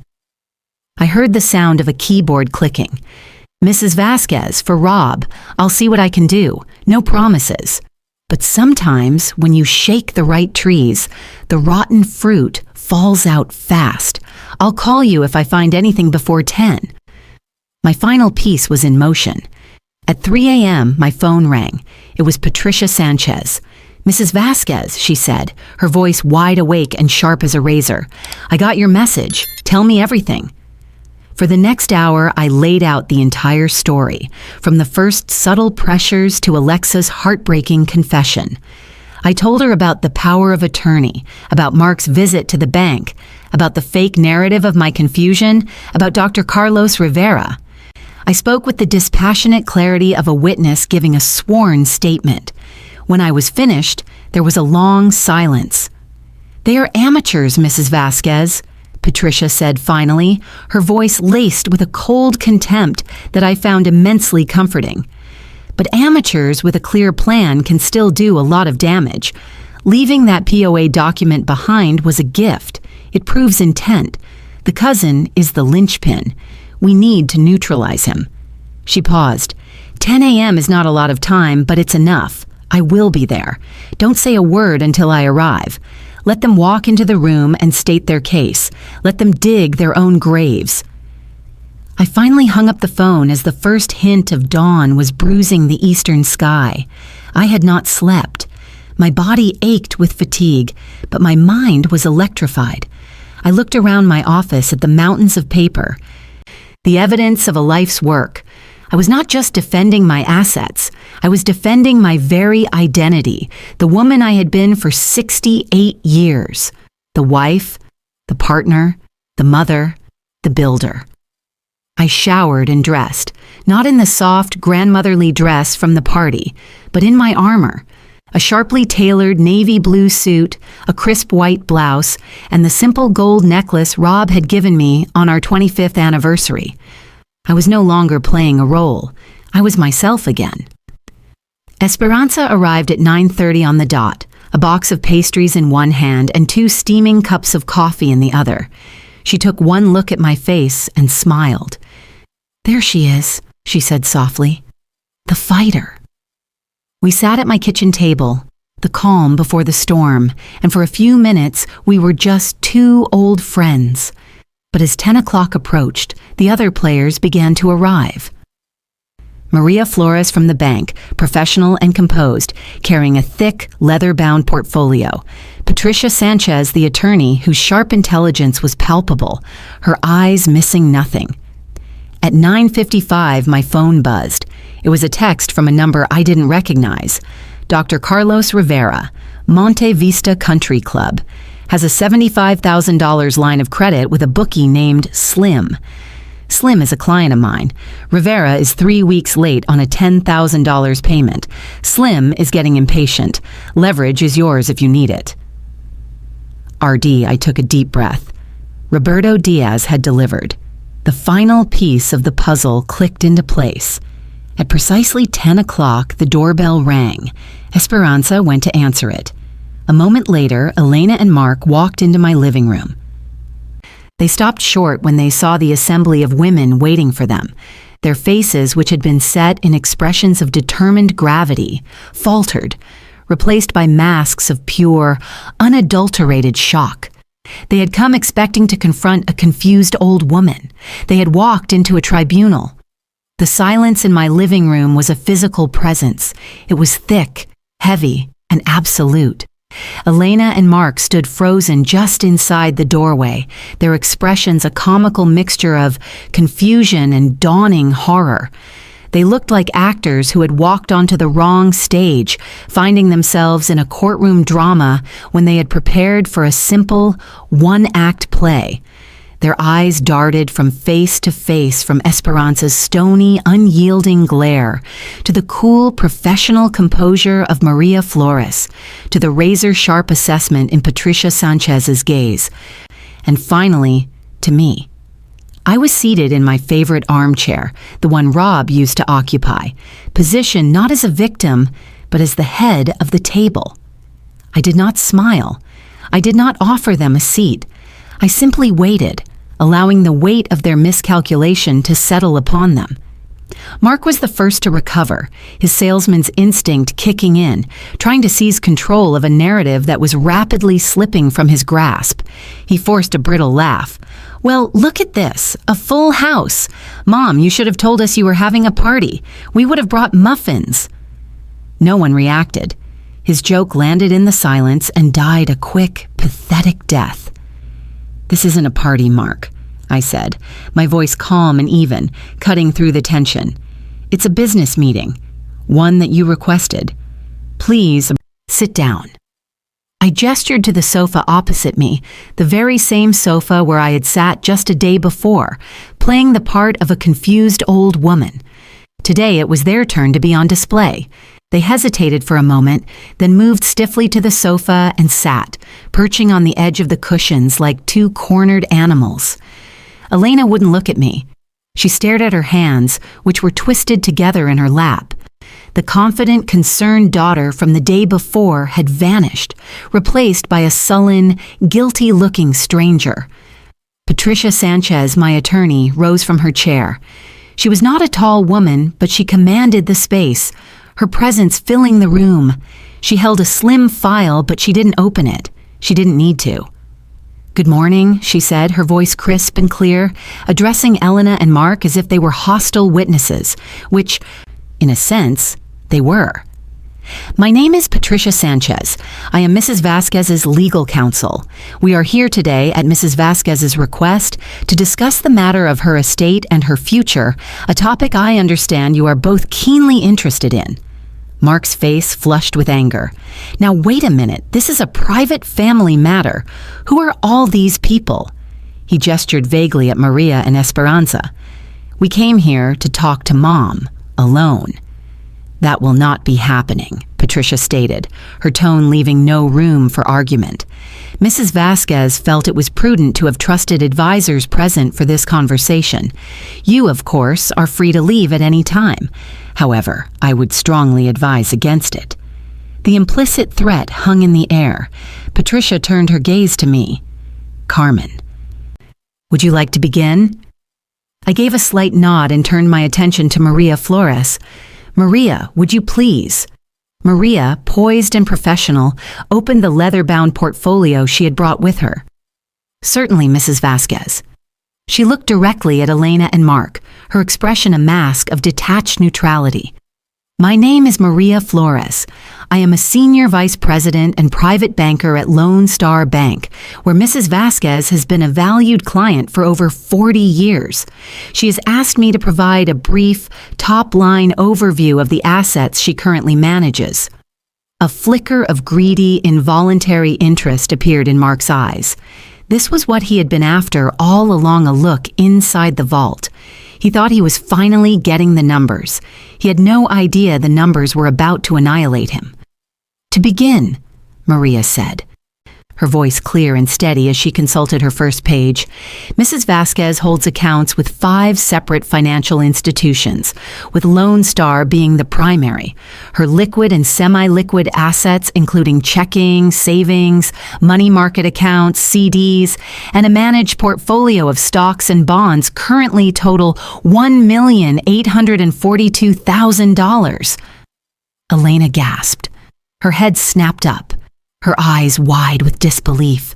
She looked from Maria to me and back again.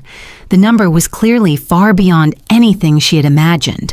I had lived modestly, and they had mistaken my prudence for a lack of resources. Mark's jaw was tight. He was doing the math in his head, his salesman's mind already calculating commissions. He was still under the illusion that this was a presentation for his benefit. Maria continued, her tone unchanging. Moving on to real property. Mrs. Vasquez is the sole, unencumbered owner of 23 properties across 3 states, Texas, Arizona, and New Mexico. This includes 15 single-family residential rentals, 2 commercial spaces, and 6 plots of undeveloped land in high-growth corridors. She paused, letting the scale of it sink in. We commissioned a series of brokered price opinions last week at Mrs. Vasquez's request. The conservative, quick sale valuation of her real estate portfolio is approximately $2,400,000. She looked up from her papers. Therefore, Mrs. Vasquez's current verifiable net worth is $4,242,000. And I might add, she continued, a slight edge creeping into her voice, that over the 5 years since her husband's passing, Mrs. Vasquez has, through her own astute management, increased the total value of this estate by 17%. Her accounts are in perfect order. She has never missed a tax payment, never defaulted on a loan, and never, to my knowledge, made an unusual withdrawal. She closed the portfolio. The sound of the clasp clicking shut was like a gavel coming down. The air in the room was thick with the weight of those numbers. Elena looked as if she had been slapped. The image she and Mark had so carefully constructed of a confused woman with a modest but burdensome estate she could no longer handle had just been utterly and completely demolished by cold, hard, multi-million-dollar facts. Mark was pale, his bravado gone, replaced by a dazed, frantic look. He saw the fortune he had been trying to get his hands on, and in the same moment, he was realizing it was slipping through his fingers. He had grossly, catastrophically underestimated the scope of what he was trying to steal, and in doing so, had underestimated the woman who controlled it all. I let the silence stretch out, giving them time to fully absorb the reality of their miscalculation.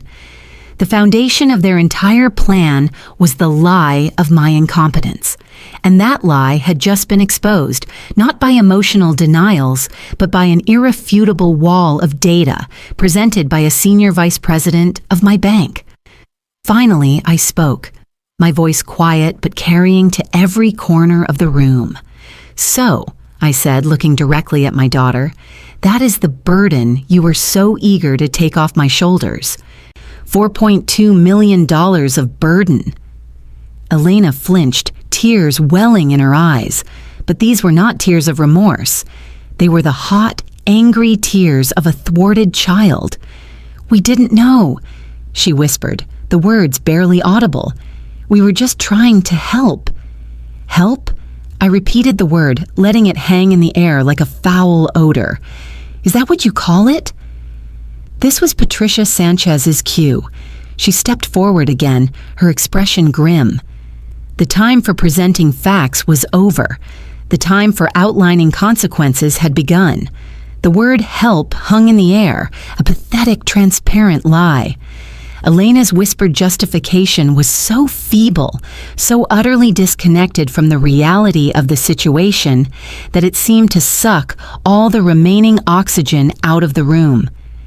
They had been exposed not just as greedy, but as incompetent criminals, unable to even grasp the scale of the prize they were trying to steal.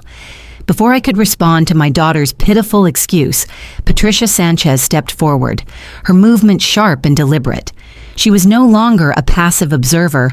She was the prosecutor, and court was now in session. "Let's talk about help, shall we?" Patricia said, her voice cutting through the silence, cold and sharp. She held up a clear plastic bag. Inside it was the manila folder they had left on my dining table. "Is this what you mean by help?" She slid the durable power of attorney document out of the bag and placed it on the coffee table in front of them. "This document, had it been signed, would have granted you, Elena Vasquez and Mark Peterson, absolute, immediate, and irrevocable control over every asset Miss Flores just described. It would have given you the legal authority to sell every property, liquidate every stock, and empty every bank account, all without any further consent from or accountability to Mrs. Vasquez. You did not present this as a suggestion. You presented it as a foregone conclusion, complete with a pre-scheduled notary. That is not help. In the state of Texas, that is a textbook element in a case for attempted elder fraud. The legal terminology, spoken with such authority, landed like a physical blow. Mark visibly recoiled, his face turning a shade whiter. Elena began to tremble, her eyes locked on the document as if it were a venomous snake. "And what of the foundation upon which you built this little campaign?" Patricia continued, her voice relentless. "The narrative you've been constructing. The story of a confused, forgetful woman who is a danger to her own finances?" She turned to Maria. "Miss Flores, you've already stated that Mrs. Vasquez's financial records are impeccable. But Mark, you personally visited the bank to express your concern over her unusual withdrawals and confusion, did you not?" Maria Flores, who had remained silent since her presentation, now spoke, her voice crisp and factual. "Yes, on Tuesday of last week, Mr. Peterson was in my branch. He made unsolicited inquiries about Mrs. Vasquez's mental state, which I noted in my client file as a potential red flag." Patricia's gaze swung back to Mark. "So you were actively laying the groundwork, spreading false information to a financial institution in an attempt to build a fraudulent case for your mother-in-law's incompetence. That is not concern. That is slander. And when used to attempt to gain financial control, it is a key component of a conspiracy charge." Mark opened his mouth, a sputtering, incoherent denial forming on his lips. But Patricia gave him no quarter. She was just getting started. "Which brings us," she said, her voice dropping to a low, menacing tone, "to the most egregious part of your plan." She paused, letting the suspense build, letting them squirm in the face of their own culpability. "It brings us to Dr. Carlos Rivera." At the mention of the name, Elena let out a small, strangled sob. This was the part she knew was indefensible, the point of no return. Patricia's eyes bored into Mark. "I believe you have a cousin, Elena. A family physician, a man with whom you, Mark, had a very interesting phone call the night before last, a call you made from your kitchen, believing everyone else in the house was asleep." My gaze flickered to Elena. I wanted to see her reaction. Her face crumpled, the full horror of Alexa's unwitting betrayal washing over her. She knew in that instant how I had found out. She knew her own child had been the one to expose her. It was a poetic, brutal justice. Patricia did not wait for their confirmation. She turned her attention to the quiet man who had entered the room with her and had been standing silently by the door. I hadn't even registered his presence until now. It was Roberto Diaz, the private investigator. He was older, dressed in a simple guayabera shirt, and he looked more like someone's friendly uncle than a seasoned PI, but his eyes were sharp, and they missed nothing. "Mr. Diaz," Patricia said, "perhaps you could share what your inquiries have uncovered in the past 12 hours. Bobby Diaz stepped forward holding a slim file. "Happy to," he said, his voice a gravelly baritone. "Dr. Carlos Rivera is a man of expensive tastes and limited means. Specifically, he has a significant gambling problem and owes a great deal of money to some very impatient people." He let that fact hang in the air for a moment. "Yesterday evening, after receiving a call from Mr. Peterson here, Dr. Rivera made 2 interesting calls of his own. The first was to a colleague, another physician, inquiring about the process for getting a difficult elderly patient evaluated for dementia on an expedited basis. The second call, Diaz continued, consulting his notes, was to a bookmaker to whom he owes a substantial sum, assuring him that a windfall was coming his way and that he'd be able to clear his debt within the month. Diaz looked up, his gaze settling on Mark. A man in that kind of financial trouble, Mr. Peterson, would be highly motivated to provide any medical opinion a paying customer might ask for. A signed declaration of incompetence in exchange for having his debts cleared? That's not a medical diagnosis. That's a transaction. And when it involves conspiring to strip a senior citizen of her rights, it's a felony for both the doctor and the person who bribes him. The room was utterly still. Every piece of their sordid little plan had been laid bare, dissected with surgical precision. The lies, the manipulation, the conspiracy, the planned bribery, it was all out in the open, exposed to the harsh, unforgiving light. They were ruined. They knew it. The life they had imagined, the effortless wealth they had felt was their due, had evaporated. In its place was a terrifying new reality, one that included words like fraud, conspiracy, and felony. I had one final piece of evidence to present. It was not about their criminality, it was about their character. I reached into the drawer of the end table beside my chair and pulled out a small, unassuming file folder. "While we are on the subject of finances," I said, my voice cutting through their stunned silence, "there is one last, small matter to discuss." I opened the folder. Inside were 3 promissory notes, each one signed in Mark's familiar, arrogant scrawl. "Over the past 4 years," I said, looking directly at my son-in-law, "I have loaned you money on 3 separate occasions. $5,000 to cover the down payment on your luxury SUV, $7,000 to pay off a high-interest credit card you had maxed out, and $2,500 just last year when you miscalculated your property tax bill." I laid the 3 notes on the coffee table next to the power of attorney document. "That is a total of $14,500. Not a gift. A loan, not a single payment has ever been made against this debt." I leaned forward, my voice dropping. "You came into my house to brand me as financially incompetent, to seize control of an estate you couldn't even begin to comprehend, while you yourself cannot manage to pay back a simple loan from the very woman you were trying to defraud. You are not just criminals, you are hypocrites." The final accusation landed, and it seemed to break what little was left of their composure. Mark buried his face in his hands. Elena was weeping openly now, not the crocodile tears of a manipulator, but the raw, hopeless sobs of someone whose world has just completely and irrevocably fallen apart. The evidence had been presented. The case had been made. There was nothing left to say. There was only the consequence. The sound of Elena's ragged sobs was the only noise in the room. It was a raw, ugly sound stripped of any artifice. This was not a performance. This was the sound of a final, crushing defeat. Mark sat beside her, motionless, his face still buried in his hands, as if he could hide from the wreckage he had co-created. They were broken, not by shouting, not by emotional confrontation, but by the cold, methodical presentation of the truth. They had come to my home to pronounce judgment on me, and now they found themselves judged and unequivocally condemned by their own actions.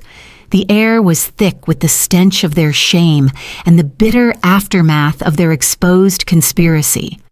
My allies Esperanza, Maria, Patricia, and Roberto remained silent, a formidable jury that had already reached its verdict. They were waiting for me, the judge, to pass sentence. I looked at my daughter, my only child, and felt a profound and hollow ache. It wasn't the searing pain of fresh betrayal anymore. It was the dull, chronic ache of a wound that would never fully heal. I saw the little girl with ribbons in her hair, the teenager who used to roll her eyes at my advice, the young woman I had proudly walked down the aisle, and I saw the stranger sitting on my sofa. A woman who had been willing to trade her mother's freedom and dignity for a life of unearned luxury. The two images could no longer coexist. The latter had consumed the former. Patricia Sanchez, ever the pragmatist, saw that the emotional climax had passed, and it was time for the legal resolution. She stepped forward, her expression devoid of pity. Given the evidence presented, she began, her voice crisp and formal, pulling them both out of their private misery. We have a number of options. Mr. Diaz has enough to open a formal investigation into Dr. Rivera, which would inevitably lead back to you, Mr. Peterson. Ms. Flores has a fiduciary and legal duty to report the attempted fraud to the authorities. And I, she paused, letting the weight of her next words settle, am more than prepared to file a civil suit for conspiracy, fraud, and intentional infliction of emotional distress. The criminal charges alone could carry significant prison time. The threat of jail, spoken so matter-of-factly, was a splash of ice water. Mark's head snapped up, his eyes wide with a primal fear I had never seen in him before. This was no longer about losing an inheritance. This was about losing his liberty. However, Patricia continued, her gaze shifting to me, Mrs. Vasquez is a mother.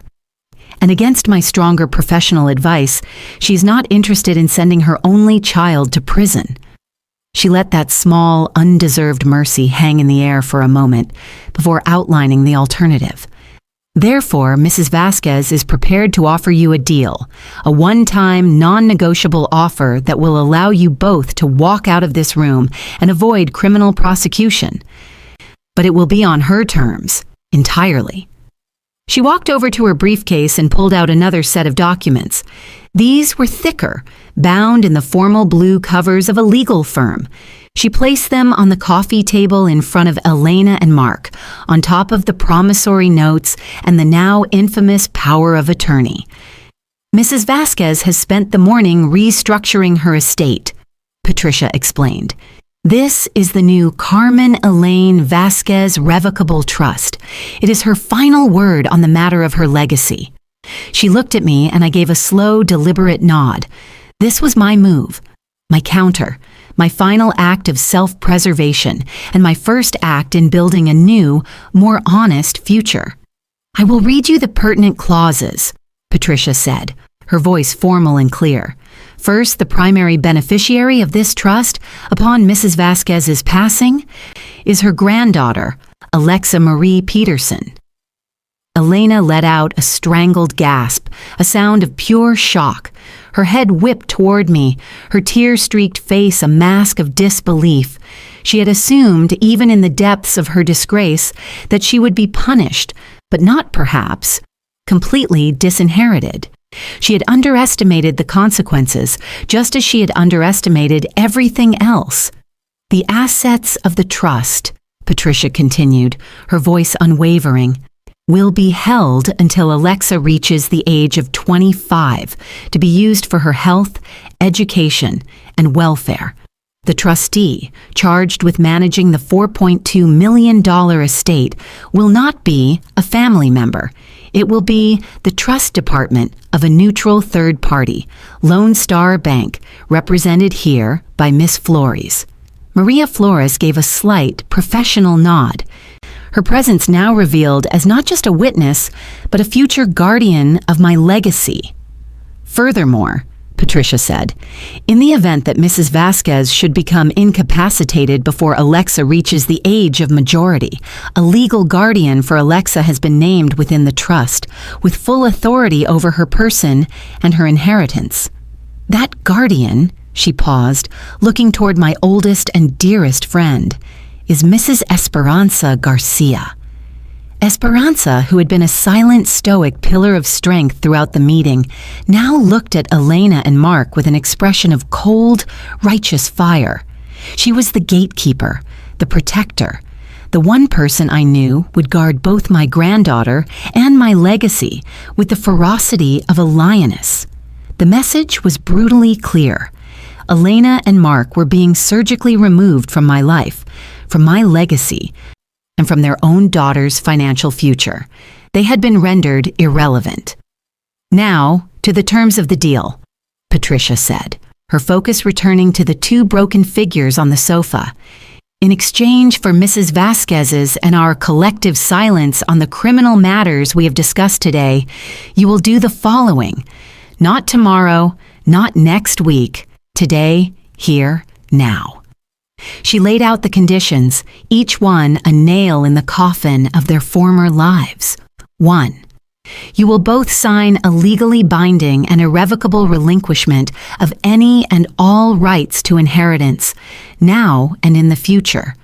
You will waive any right to contest this trust or any future will, for any reason. You will be formally and permanently disinherited. 2. You will sign a repayment agreement for the outstanding debt of $14,500. The agreement stipulates that the debt must be paid in full within 6 months. If a single payment is missed, Mrs. Vasquez reserves the right to pursue full legal and criminal recourse for the matters discussed today. And 3, Patricia's voice became hard as steel, you will cease and desist permanently from any and all interference in Mrs. Vasquez's financial or personal life. You will not question her decisions. You will not contact her bankers or doctors. And most importantly, you will not in any way impede her relationship with her granddaughter, Alexa. Any violation of this clause will be considered a breach of this agreement, rendering it null and void. She pushed the documents and a pen across the coffee table. "Sign it," she said, "and this all goes away. Refuse. And I will make a call to the district attorney's office before you can get to your car." The choice was not a choice. It was an ultimatum. On one side of the ledger was the complete and total loss of the future they had tried to steal. On the other was the complete and total loss of their freedom. Mark, ever the pragmatist when his own skin was on the line, was the first to move. His hands trembled, but he reached for the pen. He didn't even read the documents. He just started signing, his signature a frantic, desperate scrawl on every line Patricia indicated. He was a drowning man grasping for a life raft. Elena, however, was frozen. She stared at me, her eyes pleading, searching for a flicker of the mother she had just tried to destroy. She was looking for a last-minute reprieve, a softening, a return to the old dynamic where her tears could earn her forgiveness. I met her gaze, and I gave her nothing. My face was a mask of calm, resolute finality. The woman who would have forgiven her anything was gone. She had killed that woman herself. "Sign it, Elena," I said, my voice not unkind but utterly firm. It was the last piece of advice I would ever give her. With a final shuddering sob, she took the pen from Mark and signed away her birthright. She signed away the legacy her father and I had spent our lives building for her. She signed her name to the consequences of her own choices. When the last page was signed and notarized by the mobile notary, Patricia had arranged to have waiting outside the final ironic twist of the knife. A profound, exhausted quiet fell over the room. The deal was done. Patricia gathered the documents, placing them securely in her briefcase. The battle was over. "I think," she said, looking at Elena and Mark with utter disdain, "that this meeting is concluded. You are free to go." They stood up, their movements stiff and robotic. They didn't look at me. They couldn't. They walked out of my house, out of my life, not with the swagger of thieves who had nearly pulled off the perfect heist, but with the shuffling, hollowed-out gait of two people who had just lost everything because they had been willing to risk it all for a prize they never deserved. As the front door closed behind them, I let out a breath I felt like I had been holding for a year. It was over. The threat was neutralized. The fortress was secure. But as I looked around the room at the faces of the friends and allies who had stood with me, I knew this wasn't a victory. There is no victory in the ruin of your own family. It was simply survival. And for now, that was enough. The silence that followed their departure was different from all the silences that had come before. It was not the heavy, anxious silence of dread, nor the charged, electric silence of confrontation. It was a quiet born of exhaustion and finality. The storm had passed, leaving behind a landscape that was irrevocably altered. The four of us, me, Esperanza, Maria, and Patricia, sat for a moment, the air slowly returning to normal, the ghosts of greed and betrayal receding from the corners of the room. Esperanza was the first to move. She came over and wrapped her arms around me, a fierce, protective embrace that said everything words could not.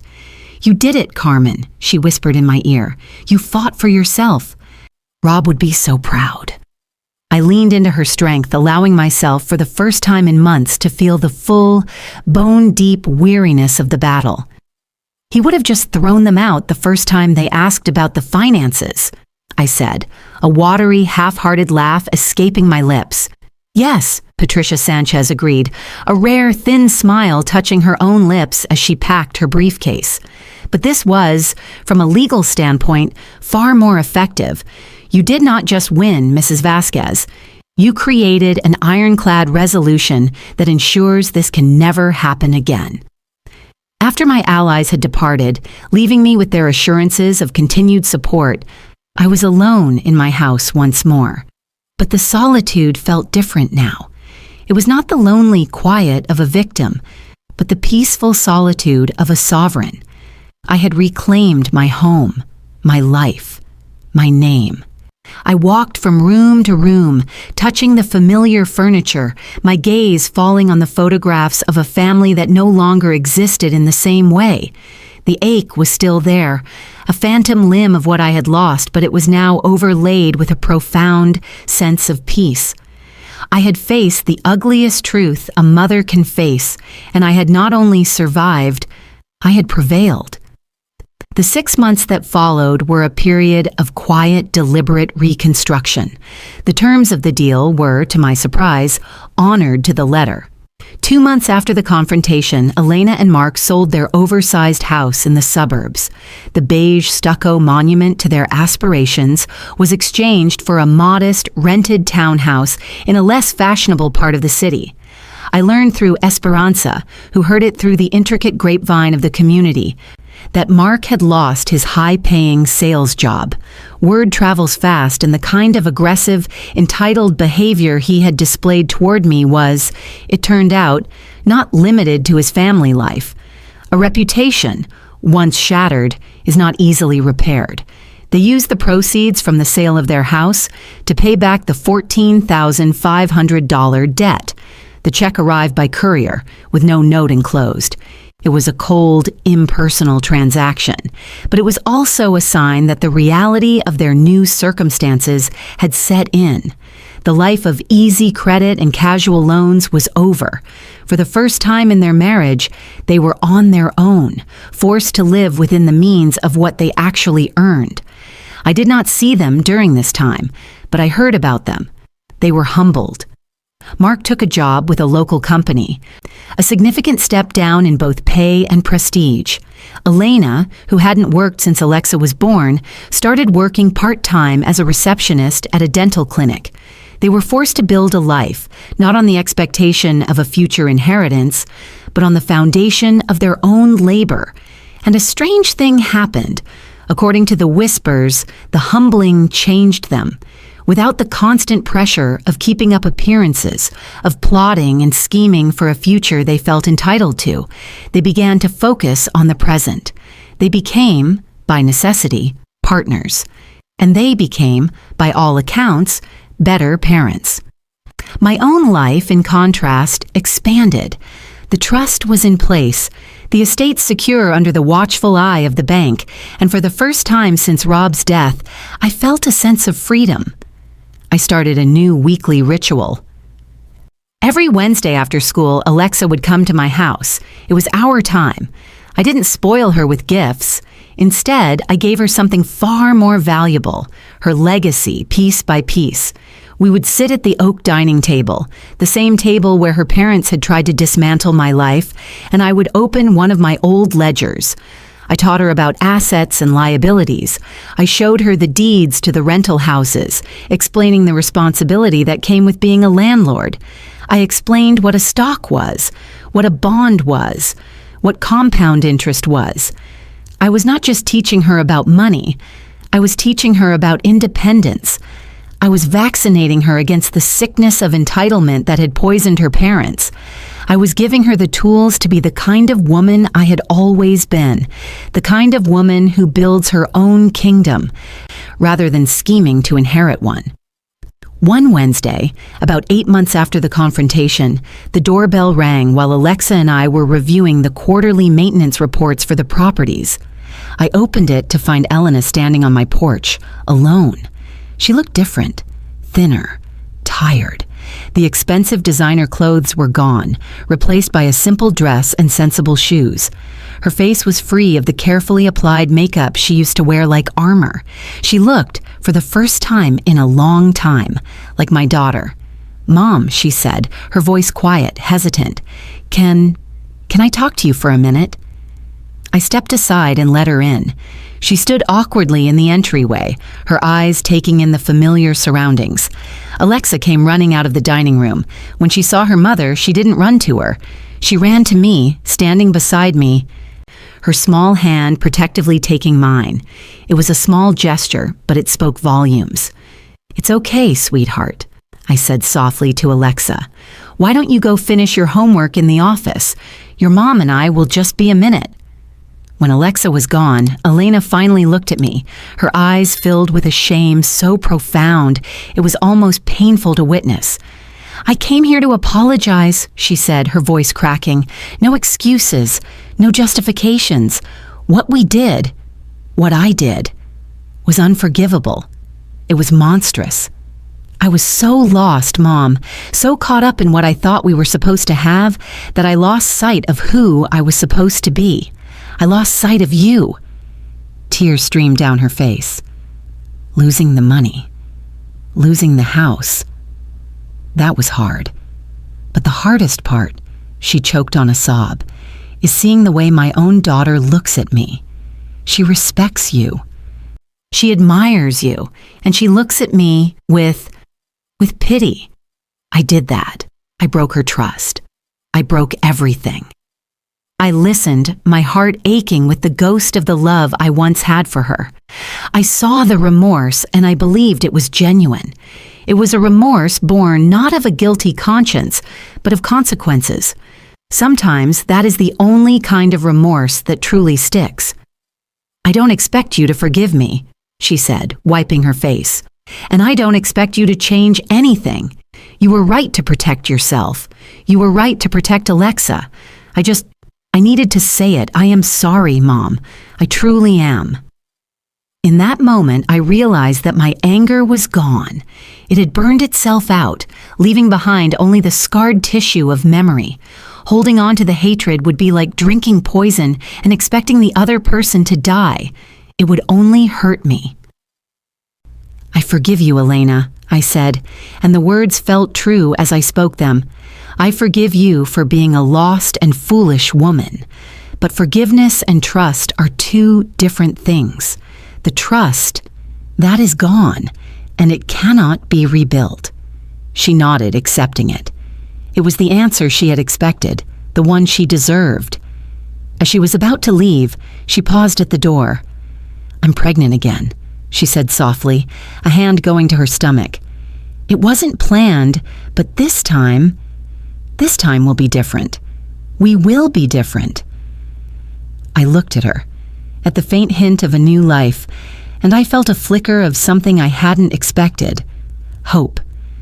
Not a hope that things would go back to the way they were, but a hope that they could build something new, something honest from the rubble of their own making. After she left, I didn't feel sad. I felt a sense of closure. The final chapter of that painful story had been written. In the years that followed, a new kind of family began to form, tentative, cautious, built on a foundation of brutal honesty rather than polite lies. Elena and Mark never asked for another dollar. They worked hard. They had their second child, a boy they named Robert. They were, by all measures, a good family. We had holidays together, polite and reserved at first, but slowly warming over time. I was a grandmother to their children, but I was no longer their safety net. Our relationship was cordial, but the old intimacy was gone forever. It was the price they had paid. I never changed the trust. I, on the other hand, had never felt more alive. I didn't retire. I did the opposite.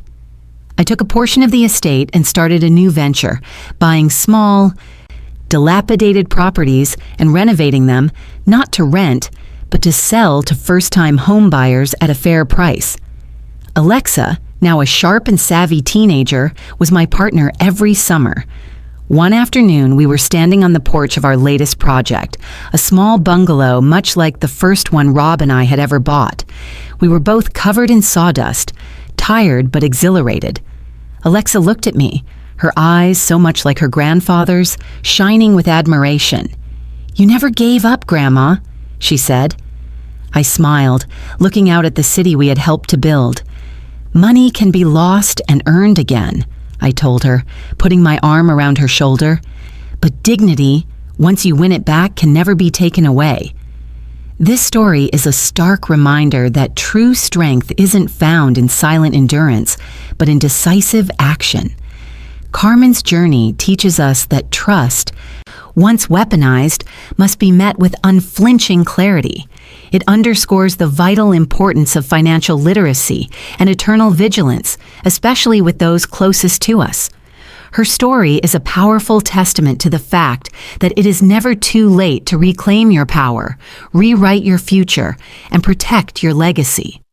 Dignity, once fought for and won back, becomes an unbreakable shield against the greed and entitlement of a world that mistakes kindness for weakness. Now, if you like this story, give it a like, subscribe to the channel, and tell me which part surprised you the most.